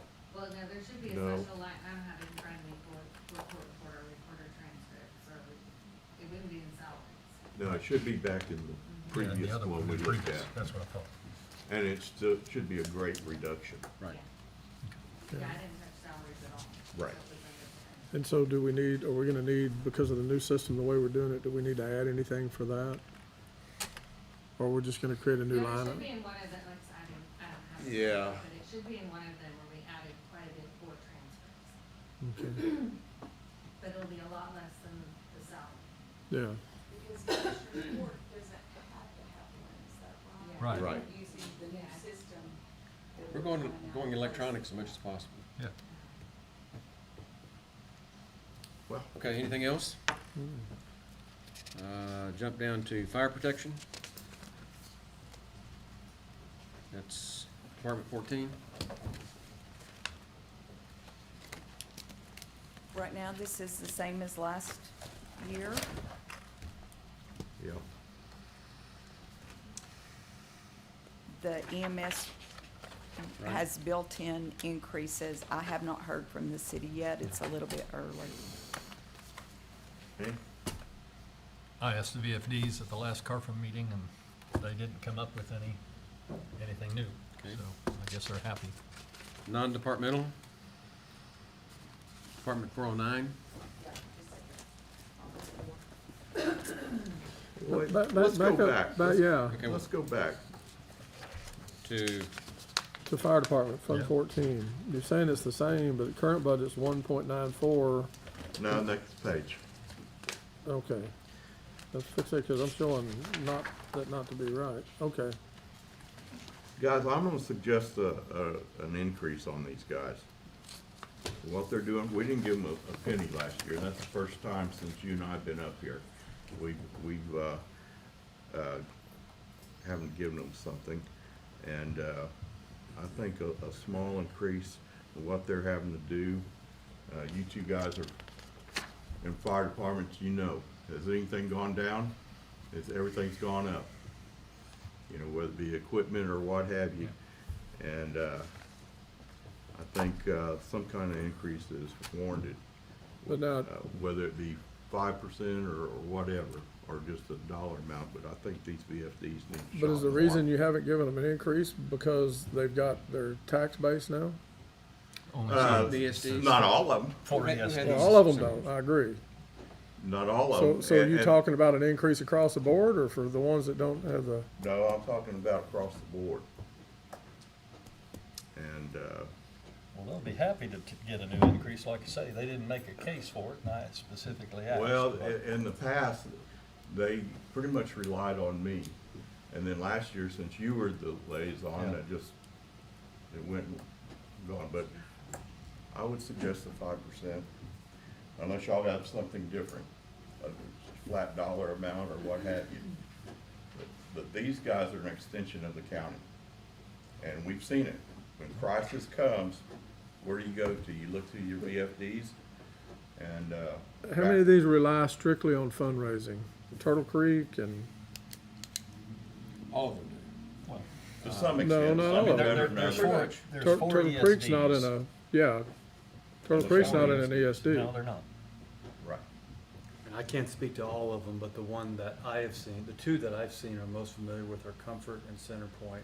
They are very well equipped, especially compared to the one I was with before for Comfort's a 5 totally years. different. True, case. but it's still, we still pay for them. Yeah, we do. It's a smaller amount. But, you know, they get a lot of money for outside of their current budget, generators, the CARFA money, the trucks and equipment, the grants that they work. I was absolutely surprised and floored. Where they come up short maybe is the complexity of future firefighting, which is, I hate to say it, but batteries. We're not Well, equipped for that. You know, you look Fighting at, battery fires. you know, you have Centerpoint and their ESD, what they're bringing in. Buku income. You look at Mountain Home, ESD number 2, Yeah. they don't bring in squat, Yeah. ESD wise. Yeah. Well, let's just go down the list. And, Divide doesn't have an ESD. no, they don't. And it wouldn't be warranted out there. Turtle Creek does. No? No, they Turtle don't. Creek does not. The 4 we have 3. Ingram's number 1, Right. number 2 is Mountain Home, number Right. 3 is Centerpoint, and number 4 is Hunt. Correct. Okay. That's correct. I got 3 out of the 4 in my precinct. Divide does not. And then we have some others that we give a little bit of money to, like Tierra Linda, because they help us so much. They're right there on the border, And right we there have on the county mutual line. aid agreements in place. Yeah. And Castle Lake, boy, the reason we give them money in Bandera County Is is 'cause because it would it's so take remote. y'all forever to get around there to a portion of our county that they take care of. Castle Lake comes up Yeah. north on Yeah. Yeah. in our I county. mean, it's, It's a long, in I fact, didn't- we I give didn't them know that. more than Bandera County does. Should have known that. And boy, if we ever had a Yeah, crisis and- out and there, they're great. They're always yeah, on you scene know, when they're you called. know. I know they are. So, my suggestion was 5%. Y'all have something different, or yay, nay, whatever. But I want to go They'll- back for They'll be these happy guys. with anything. Sir? They'd be happy with anything, so. So you're asking for a 5% across the board for things that say VFD on it? Yes, not sir. the- that would not the be contract. 5% No, is, not the contract with Kerrville. Sure. That's separate. They have their own escalation clauses Yeah. in that contract. for the full payment. 5% would be $1,935.50 Each. each. Okay. And then we. That's small. I'd love to see giving them more, but before we turn the page and said 0, I'm gonna go to bat for them for at least 5%. I support it. We So already that's paid for gonna- the boat, right? The Swiftwater Rescue boat? We financed. Yeah, the we boat. did that last year. We did that. Yeah. They've got We're it. paying on the boat. We're Got paying it. now, okay. Yeah. That's So we're talking There's- about, There's been some talk about getting a second one for the other side of the county, but for now, let's hold off and Thank you. so we're talking about for. see how this one works. And I want to get this on the record, so we know. We're gonna make, because the proposal is 5% increase to the volunteer fire departments, and let's go through one by one, so we know, because some of them have different amounts that they're paid. Divide, Turtle Creek, Centerpoint, Comfort, Mountain Home, Hunt, Ingram would get 5%, which would be $1,935.50 each. Tierra Linda,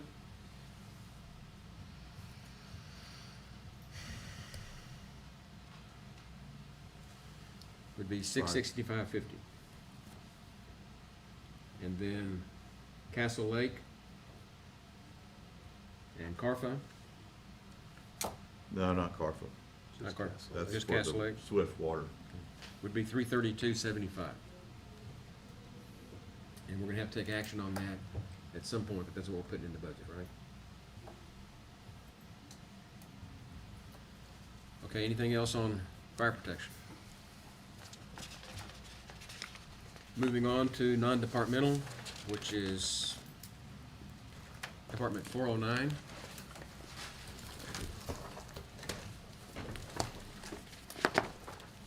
I'm glad the book's organized, but we get you going back and forth. 409. Was there a rock and roll song about 409? Yeah, there was. I'm not that old. I am. Okay, Had to do with the car. who's presenting? You? I can't, Okay. unless you'd like to. Boy, No. it's virtually the same as last year. Yeah. It's got, we've taken out, I haven't heard if 550 Earl Garrett is gonna be completed or not. We did leave in the 20,000 for the sheriff's office move. The rest of the money was taken out, assuming it's going to be done by the end of the year for the 550 Earl Garrett. We also have taken out of the capital outlay the amount that's already been paid for the I-10, Encode 10 conversion. There's still 45,000 left with that. Property insurance is projected to go up. And then we're also moving the contingency back up to 750,000. It's basically right now about a 1.2% increase.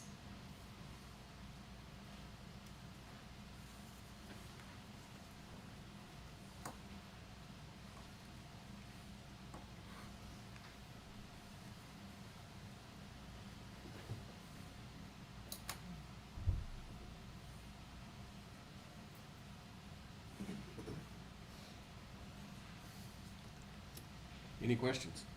Yeah, that county vehicle. The That's, gas for the county vehicles. are we talking about just the one, the little white one out here? We also have the van, I believe, or an SUV of some sort. I want to say there's 3, there may just be 2. We may not this year, but next year we need to be looking at that white car out there. Yeah, Whoever that's embarrassing. give the numbers. I'm not sure. From here to the I'm ag barn assuming and it's back, safe. We're doing elections a lot and stuff like that. It doesn't go anywhere.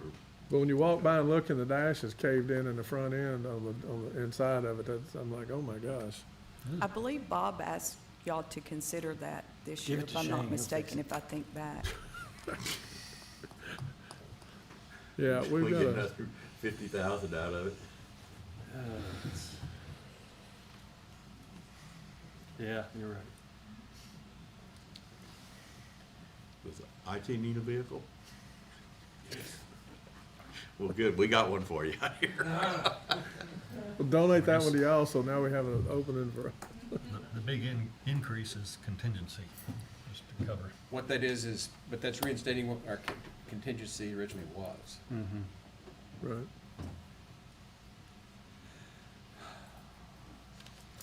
Right, okay. And again, the way we use the contingency,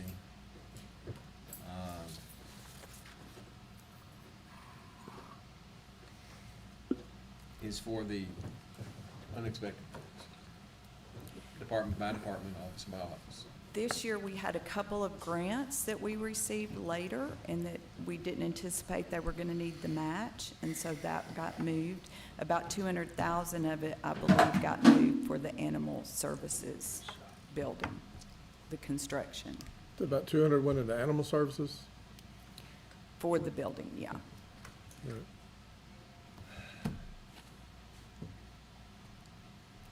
If we don't get all the money spent this year in this budget for 550 Earl Garrett, will it carry it forward? Not if you don't tell me. Not if I don't tell you. When do I need to tell you? Well, I Now. don't know. I mean, As- we haven't issued the RFP yet. We're about to. Right, and so based on it then, It's the hopefully timing you'll I'm a little have concerned some about. type of schedule that you'll have at that point, and then we'll just have to look at it, and somebody will have to guesstimate where we're gonna be, and then after the end of the year, we'll true it up, Okay. which is some of what the contingency is Well, we used can for put a also. placeholder in the budget. Well, it's just the timing that, and of course, who knows the cost? I've been When we surprised. put a placeholder in the budget, then that carries through next fiscal year. Well, what, I just want to make sure we can address it. I don't really care how we do, but that there's some uncertainty about whether we get it all done. She's the one's got to book it, so. So, I need a number. well, I don't have a number today. That's the Well, problem. didn't the court approve a number? We can bring it back to the court. Didn't we already approve a number, though? for Yes. that? For the current year, And you can see it in here, we the, did. the total thing is It was 310. 310,000, Yeah. I believe. Plus a little bit of moving costs and so forth, and I mean, Right, The but to move change, might but to happen change next year. that I mean, number, it's- it's gotta go back before the court. Not just giving you a number and Yeah. putting it in the budget. Well, it would be a number to go in next year's budget based on the estimate of where we are in the construction. Correct, I just don't want him to think that he gets estimates back and are $100,000 higher, that we have budgeted for that, because still has to come before the court for.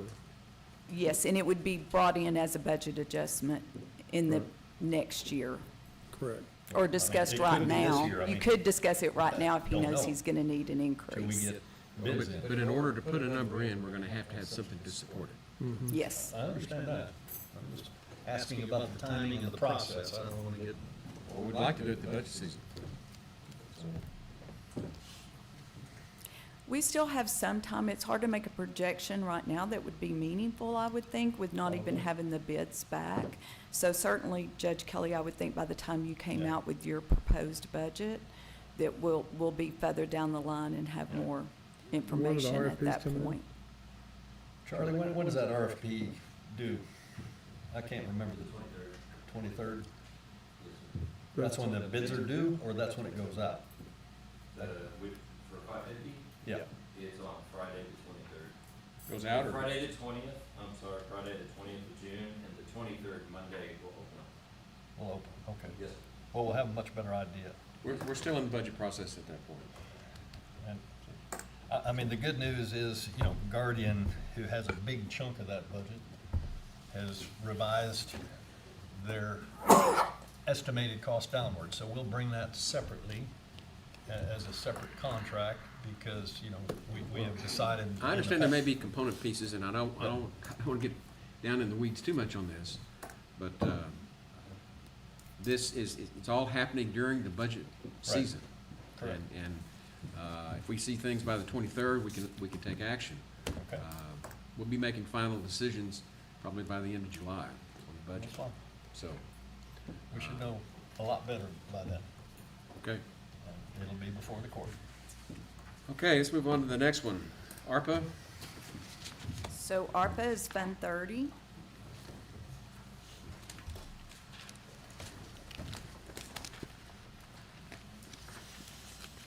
At the current time, the only thing I'm aware of that may not be completed would be the timekeeping system, 45,000, that's on the third page, or it's 3654, 590.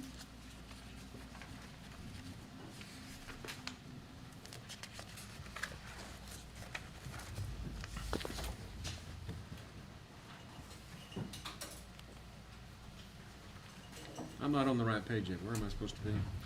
Fund 30? Fund 30, and if you're looking at page Second numbers, page. it's the third page, so it, Third. And we're talking about what? Which number? 3654, 590.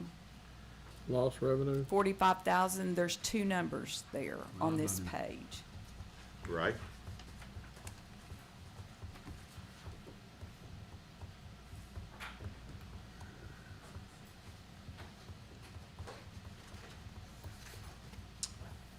It's about a wrap, isn't it?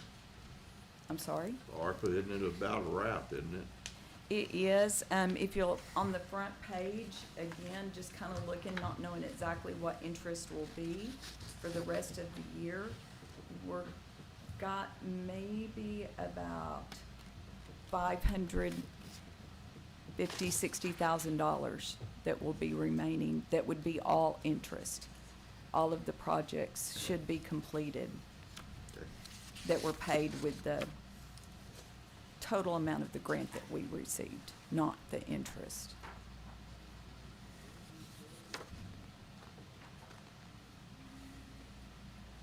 Okay, anything else on the ARPA? Capital projects, Fund 16. Yes, this is an example of looking into a crystal ball and determining. It is Fund 16.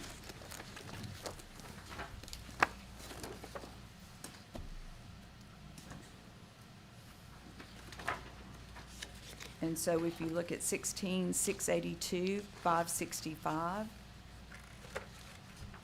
At this point, estimating road and bridge equipment will have about 100,000 left. And the Al Mooney Road project, in talking to the city, I think they're gonna be about 3/4 of the way through with that project. So those are place markers at this time. On the next page, it looks like there may be about $10,000 left from the previous year's IT, but there may not be by the end of this year. That's just a marker at this point. Well, we're close to truing up the final numbers on ARPA. Yeah, and as we get further down in the year, the Spectrum capital contribution, just in case it doesn't all get spent this next year, that's the next page. You know, we've wanted it for the sign. I think we've gone out for bids on it, if I'm not mistaken, or proposals. So again, that's 5,000 that's left, and that's just the amount that was not budgeted in the current year. And then the next is just pulling forward, for the airport, the projects that they asked for in the current year that have not been paid at this point. That'll fluctuate by the end of this year also, I would expect.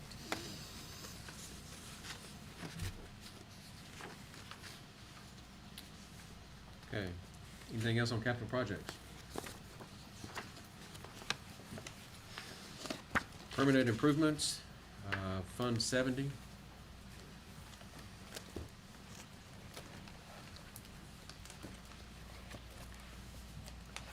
So in your second page in, under improvements, if we spend everything that got this year in the budget, there'll be about $9,500 left for next year to spend.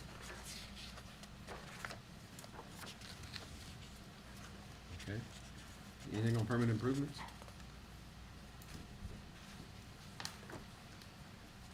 Center Point wastewater, Fund 37. It's early. I don't have a projection on that. Okay. We're going into phase 4, and we're still waiting for the final payoffs of phase 2 and 3. Okay. Opioid settlement, Fund 79. Of the initial amount that the county received, we still have about $169,000 yet that we haven't received. And then the total amount of the proceeds total is about $16,000, and none of that has been spent at this time. And that's, we have designated things that we can spend that on. Yes, we do. We're looking at possibly some of the drug court could use it. Okay, that's good. Okay, then from the addendum, let's move on. We've got health insurance and benefits. Y'all been waiting very patiently. What I page? think patiently. Yeah. Right. We've been patient. This is not in the notebook, right? No, she just handed a paper clip, each paper clip is a packet. Boy. It's awful small Here's the- print, girls. Yeah, he was on the last agenda and he wasn't here, so. Okay, well, let's do you. I'm sorry. What tab number are you? Love you all, but I'm here for a reason. If I'd have known, I'd called you earlier, Paul. I didn't Well, appreciate it. when the schedule came out, I had a schedule conflict and I I remember now, but, you know, Yes, sir. I've slept Battery's since weak. then. So, What tab? Let's get a tab number. JP. 553? What is it? 553? 553. Did I hear correct? No. They're all in Well, order. maybe, yeah. They're all in order.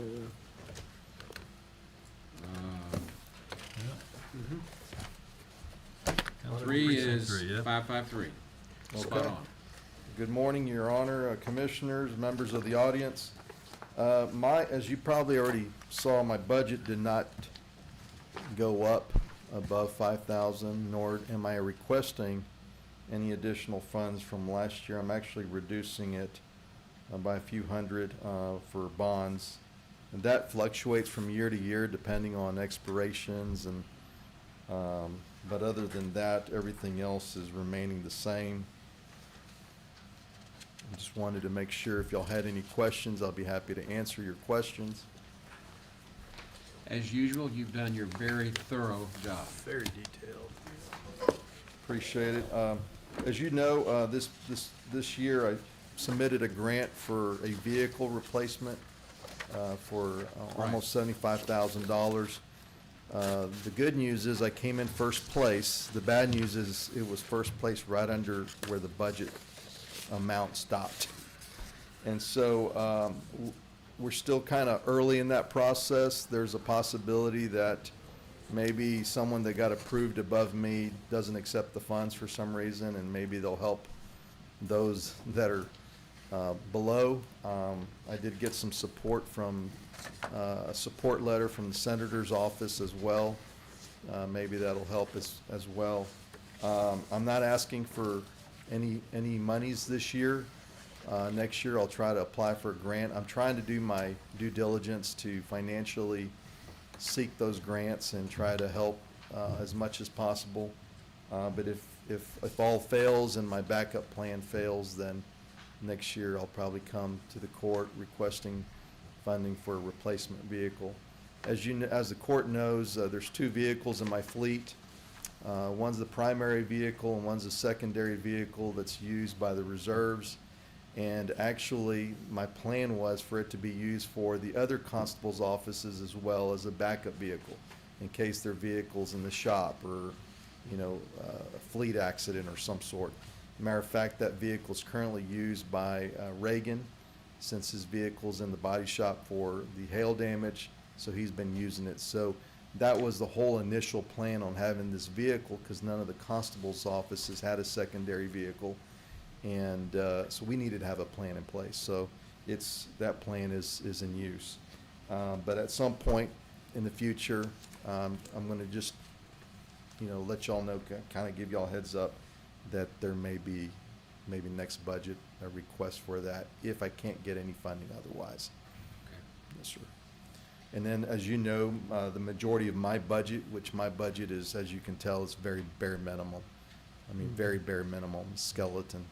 But the majority of that is salary. And so I'm not sure if my request from last year, my recommendation for a salary survey had anything to do with y'all prompting that salary survey, but I understand that that was done.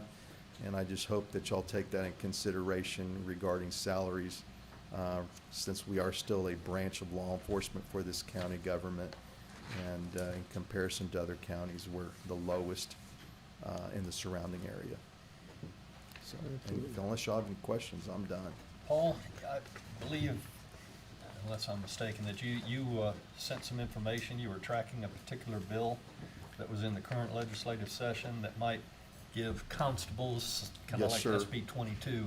Yes, sir. What- So I've been to Which bill Austin. was that, and Yes, what's the sir. status? I've been to Austin to testify before committee regarding House Bill 3253. 3253? Yes, sir, which is kind of to help assist fixing Senate Bill 22 when it came to constables for our county, because our constables make over 45,000, which was the threshold for a maximum salary according to Senate Bill 22.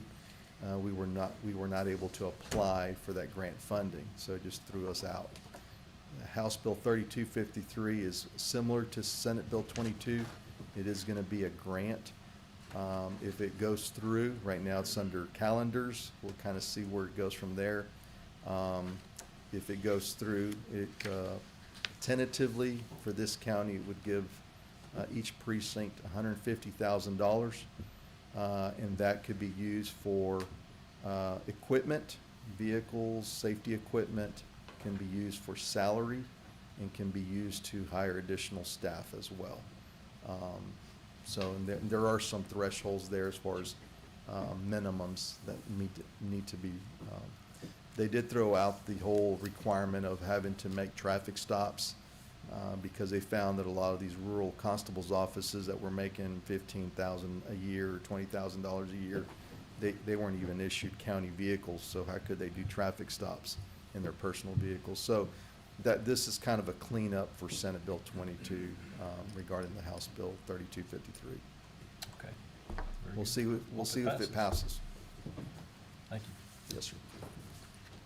Okay, thank you. Thank you. Judge, Sorry to make you wait. We had passed on an item that I had a couple weeks ago for flood control, so I'm prepared to talk about that at the appropriate time. Okay, well, let's go ahead and do that now. What tab? Fund 22. Fund And I know that- 22? I believe that the Road and Bridge Administrator, Kelly Hoffer, did discuss some of the items on Right. there. But the one that we didn't discuss, there's two that are $0 line items, and one that has a $31,250 line item.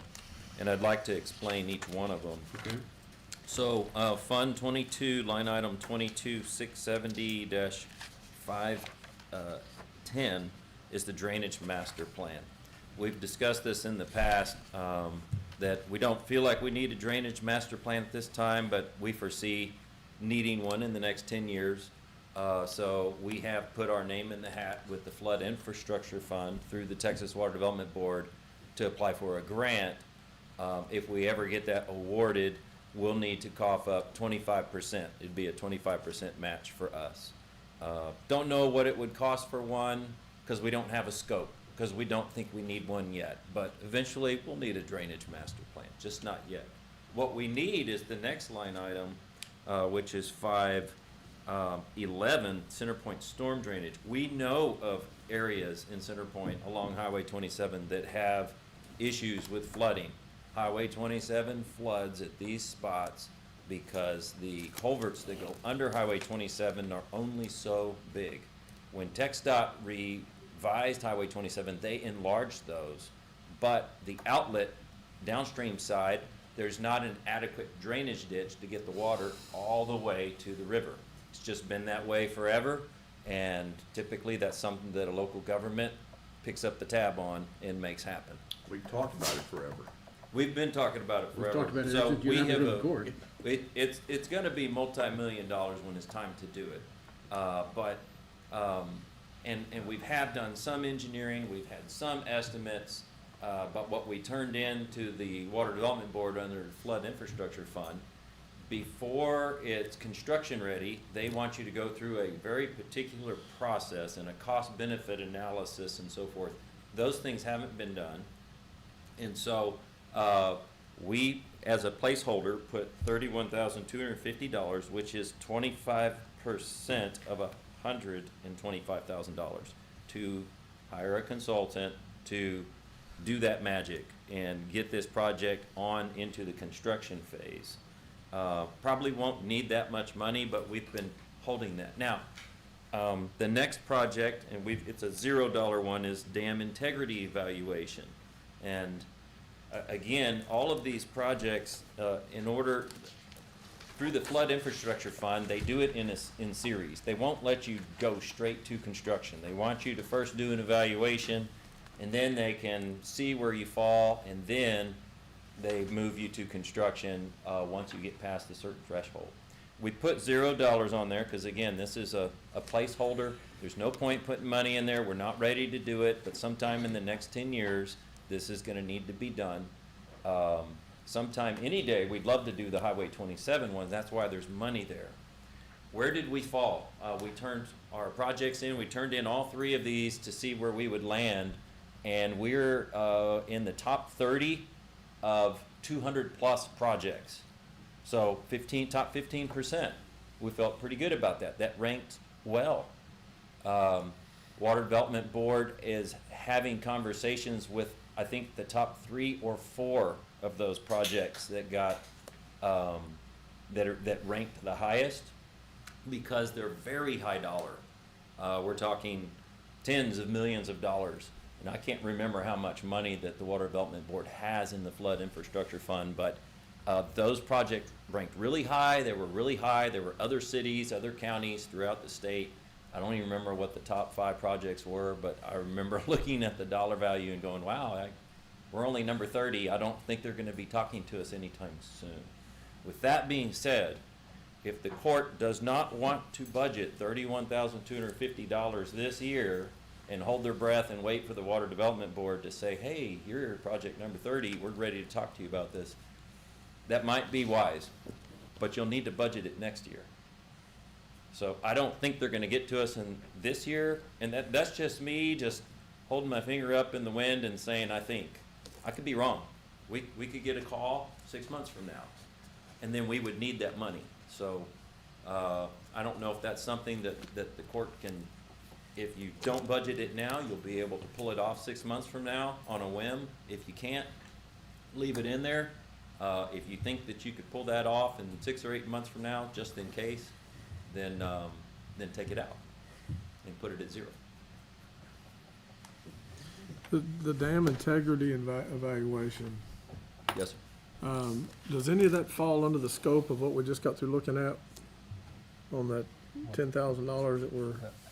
That covers if we need to drain it to either clean it out or repair the dam. But No. right, if we need to drain it, but does it fall under that program because of the mussels for the integrity if of the you drain dam? Only. Yes, if you drain it to fix whatever needs to be fixed on the dam. And Flat Rock, you will need to drain because one of the things that needs to be fixed is the valve.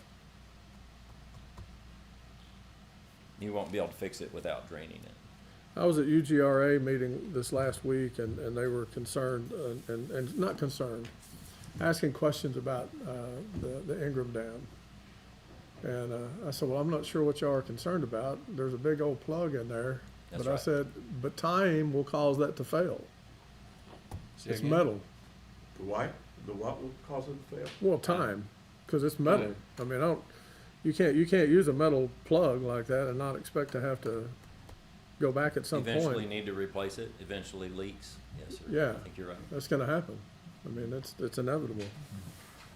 How many people use a propane tank for a plug?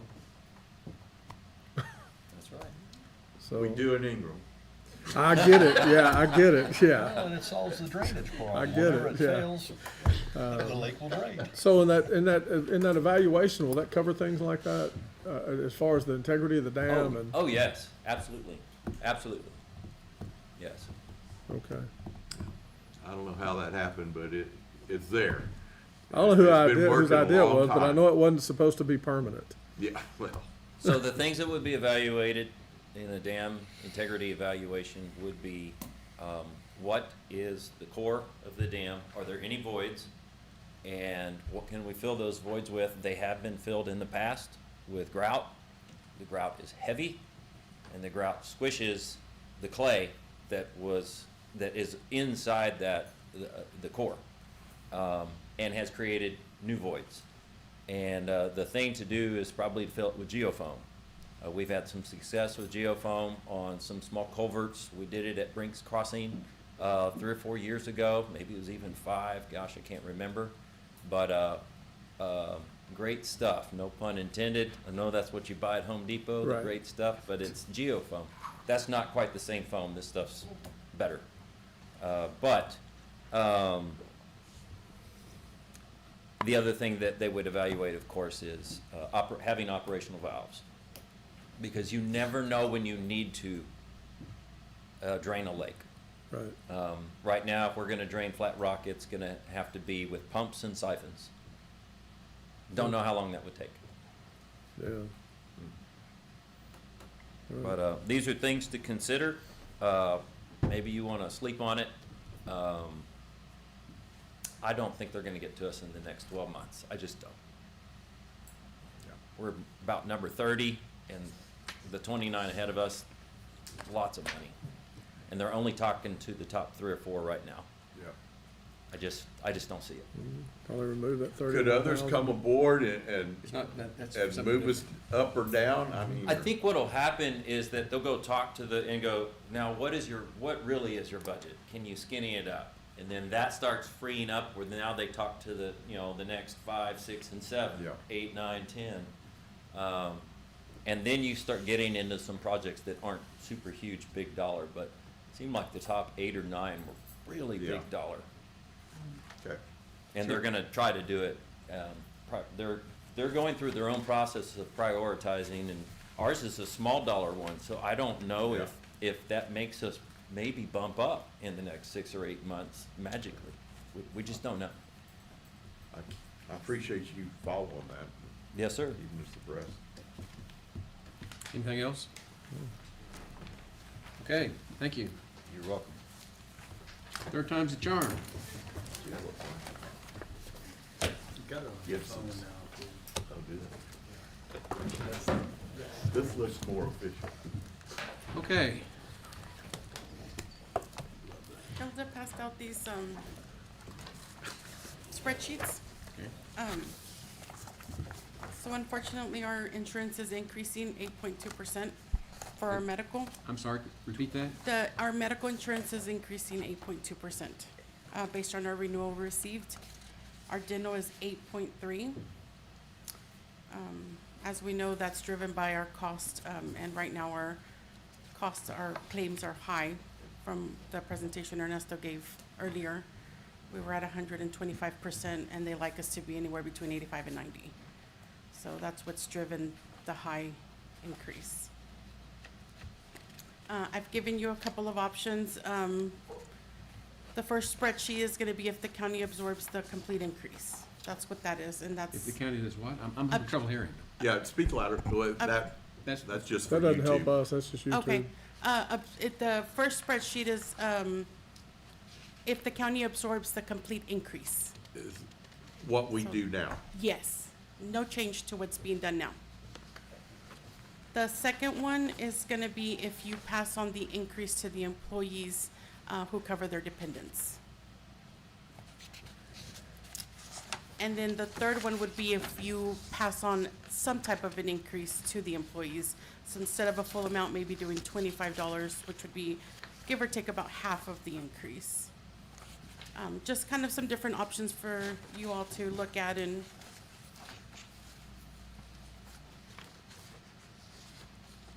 consider. How does this factor in what we were talking about for premium or copay coverage? Which is a separate conversation, I know, Yes. but when we're talking about passing on to employees, that would, No. Are you talking about the flexible spending account? yes. No, you cannot pay premium with the flexible spending account. Now, their copays, they can, but the copays aren't changing as of right now with the current plan. But they would if we passed it on? No, not the copays. These rates on these spreadsheets are with our current plan. So the current plan would stay the same. Our Okay. copays would still be 30. I'm overthinking this, I'll stop, thank you. On this schedule that you've given us, Yes, at the bottom right-hand corner of the schedules, there's a $330,000 number. yes. And that's the total annual premium increase to employer contributions for which one of these models? For this whole Proposed? spreadsheet is the employer county picking up the entire increase, 8.2%. So this is, county picks up 100%? Yes, of the Employees, all we increase. pay is the 350? Still pay the 350 per employee and children, employee and spouse, and then 550 for family. And it covers both the health plan increase and the dental plan increase? Yes, it has both in there. Okay. And the other sheets are if the employees bear any portion of the cost. I hadn't- Right. I hadn't looked in there. I see. I do want to just kind of bring to your attention, for as long as I know I can remember, we have a 60-day waiting period, and so I want to change that. I want to go to 30-day waiting period. I feel like 60 days it's more old school. 30 days is more uniform nowadays, and I want to go to elected officials also having to wait the 30 days. When elected officials take office on 1/1, they're effective 1/1, but if they come on and decide they want to add their spouse, or if they have children, they're already behind on premium. So going to a 30-day waiting period is more standard these days. 60 days is more old school, and then having your elected officials be the same as employee is also more of a modern thing. It's How is it now? everybody across the board, 30-day waiting period. Right now, it's 60 days for employees, and elected officials are effective 1/1. And I would like to see it Yeah, it's 30 a days strange across the board. disparity. Yes. Yeah, I don't understand that one at all. Yeah, I don't know how. And that's just how, as far as I can go back in old documents, it's always been that way. That's a county policy. It's our tax, we just have to let TAC know we want to change it. It's Okay. how TAC wrote it back when, and Whenever. Yeah. whenever the county went to TAC. Yeah. So I would like to request that change this year. As always, in the renewals, they do provide different option plans. I didn't give y'all a copy of it, but I certainly can. If the increase is, more than we'd like it to be, they do have different plans for different options on plans.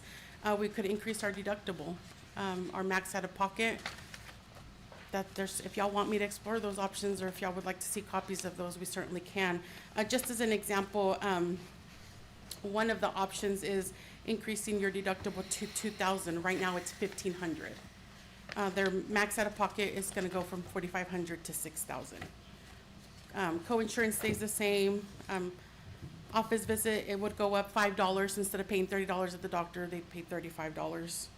Emergency room would stay the same. So those are just some of their options, and the increase wouldn't be as high. But then our employees would be out more for deductible for major things.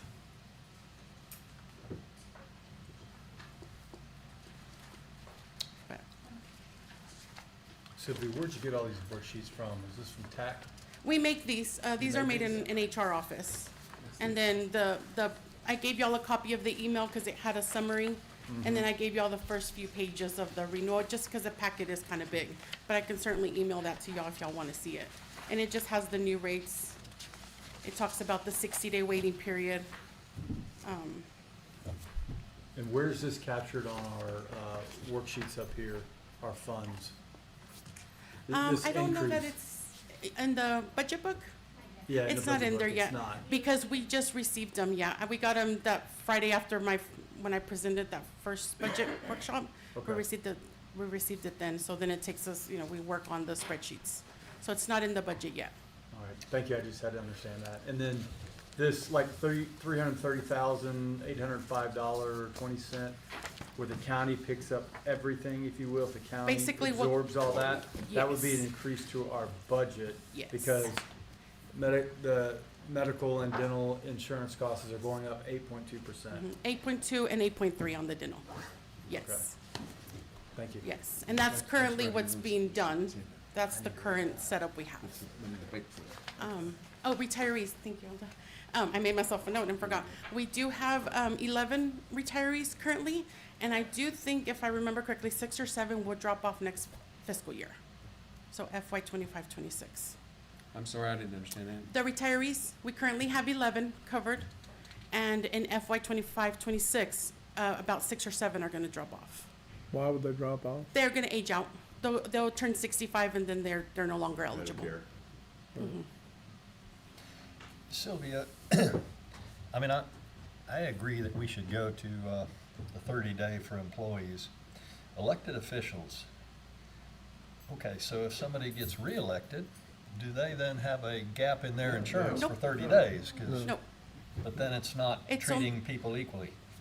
It is treating It's- people. Yeah, you're Well- still an employee, you're remaining an employee. You're not, there's no time Everybody gets a gap. 30-day waiting period. Every Yes. employee, January 1, they don't have to wait. I mean, they're Well, already no, in. I'm talking about for elected officials. Right. Even newly elected officials, shouldn't they No, have it to just wait? rolls over, because there wouldn't be no break in service. My question is, doesn't all that have to come as a change in, bring that before the court, as a court Sure. order to Yeah. vote on, yeah. Yeah, but we talk about these things during the Sure, budget, yeah. Right, and, I'll bring the renewal to court, Sure. yeah. Yeah, I Either the think it's a next great quarter, or the idea. second one in Without a June. doubt, it needs to be the same. okay, what else do you have for us? That's it. I don't have anything on the policy review, and not anything new from the last time I presented. We just did that little wording change, but that probably is something that's gonna change later on, with the salary survey. Depends on which way you all vote to go. As far as the salary survey, I know it's not on there, but, I'm gonna get caught up. I was out this last week, so I'm gonna get caught up with what was presented and all that good stuff, and hopefully we can get some information out to the department heads and I appreciate that you got some time off, but, on the salary stuff, the sooner the better. yeah, for sure, for sure. Okay, thank you. Anything else on the agenda? There being none, we are adjourned.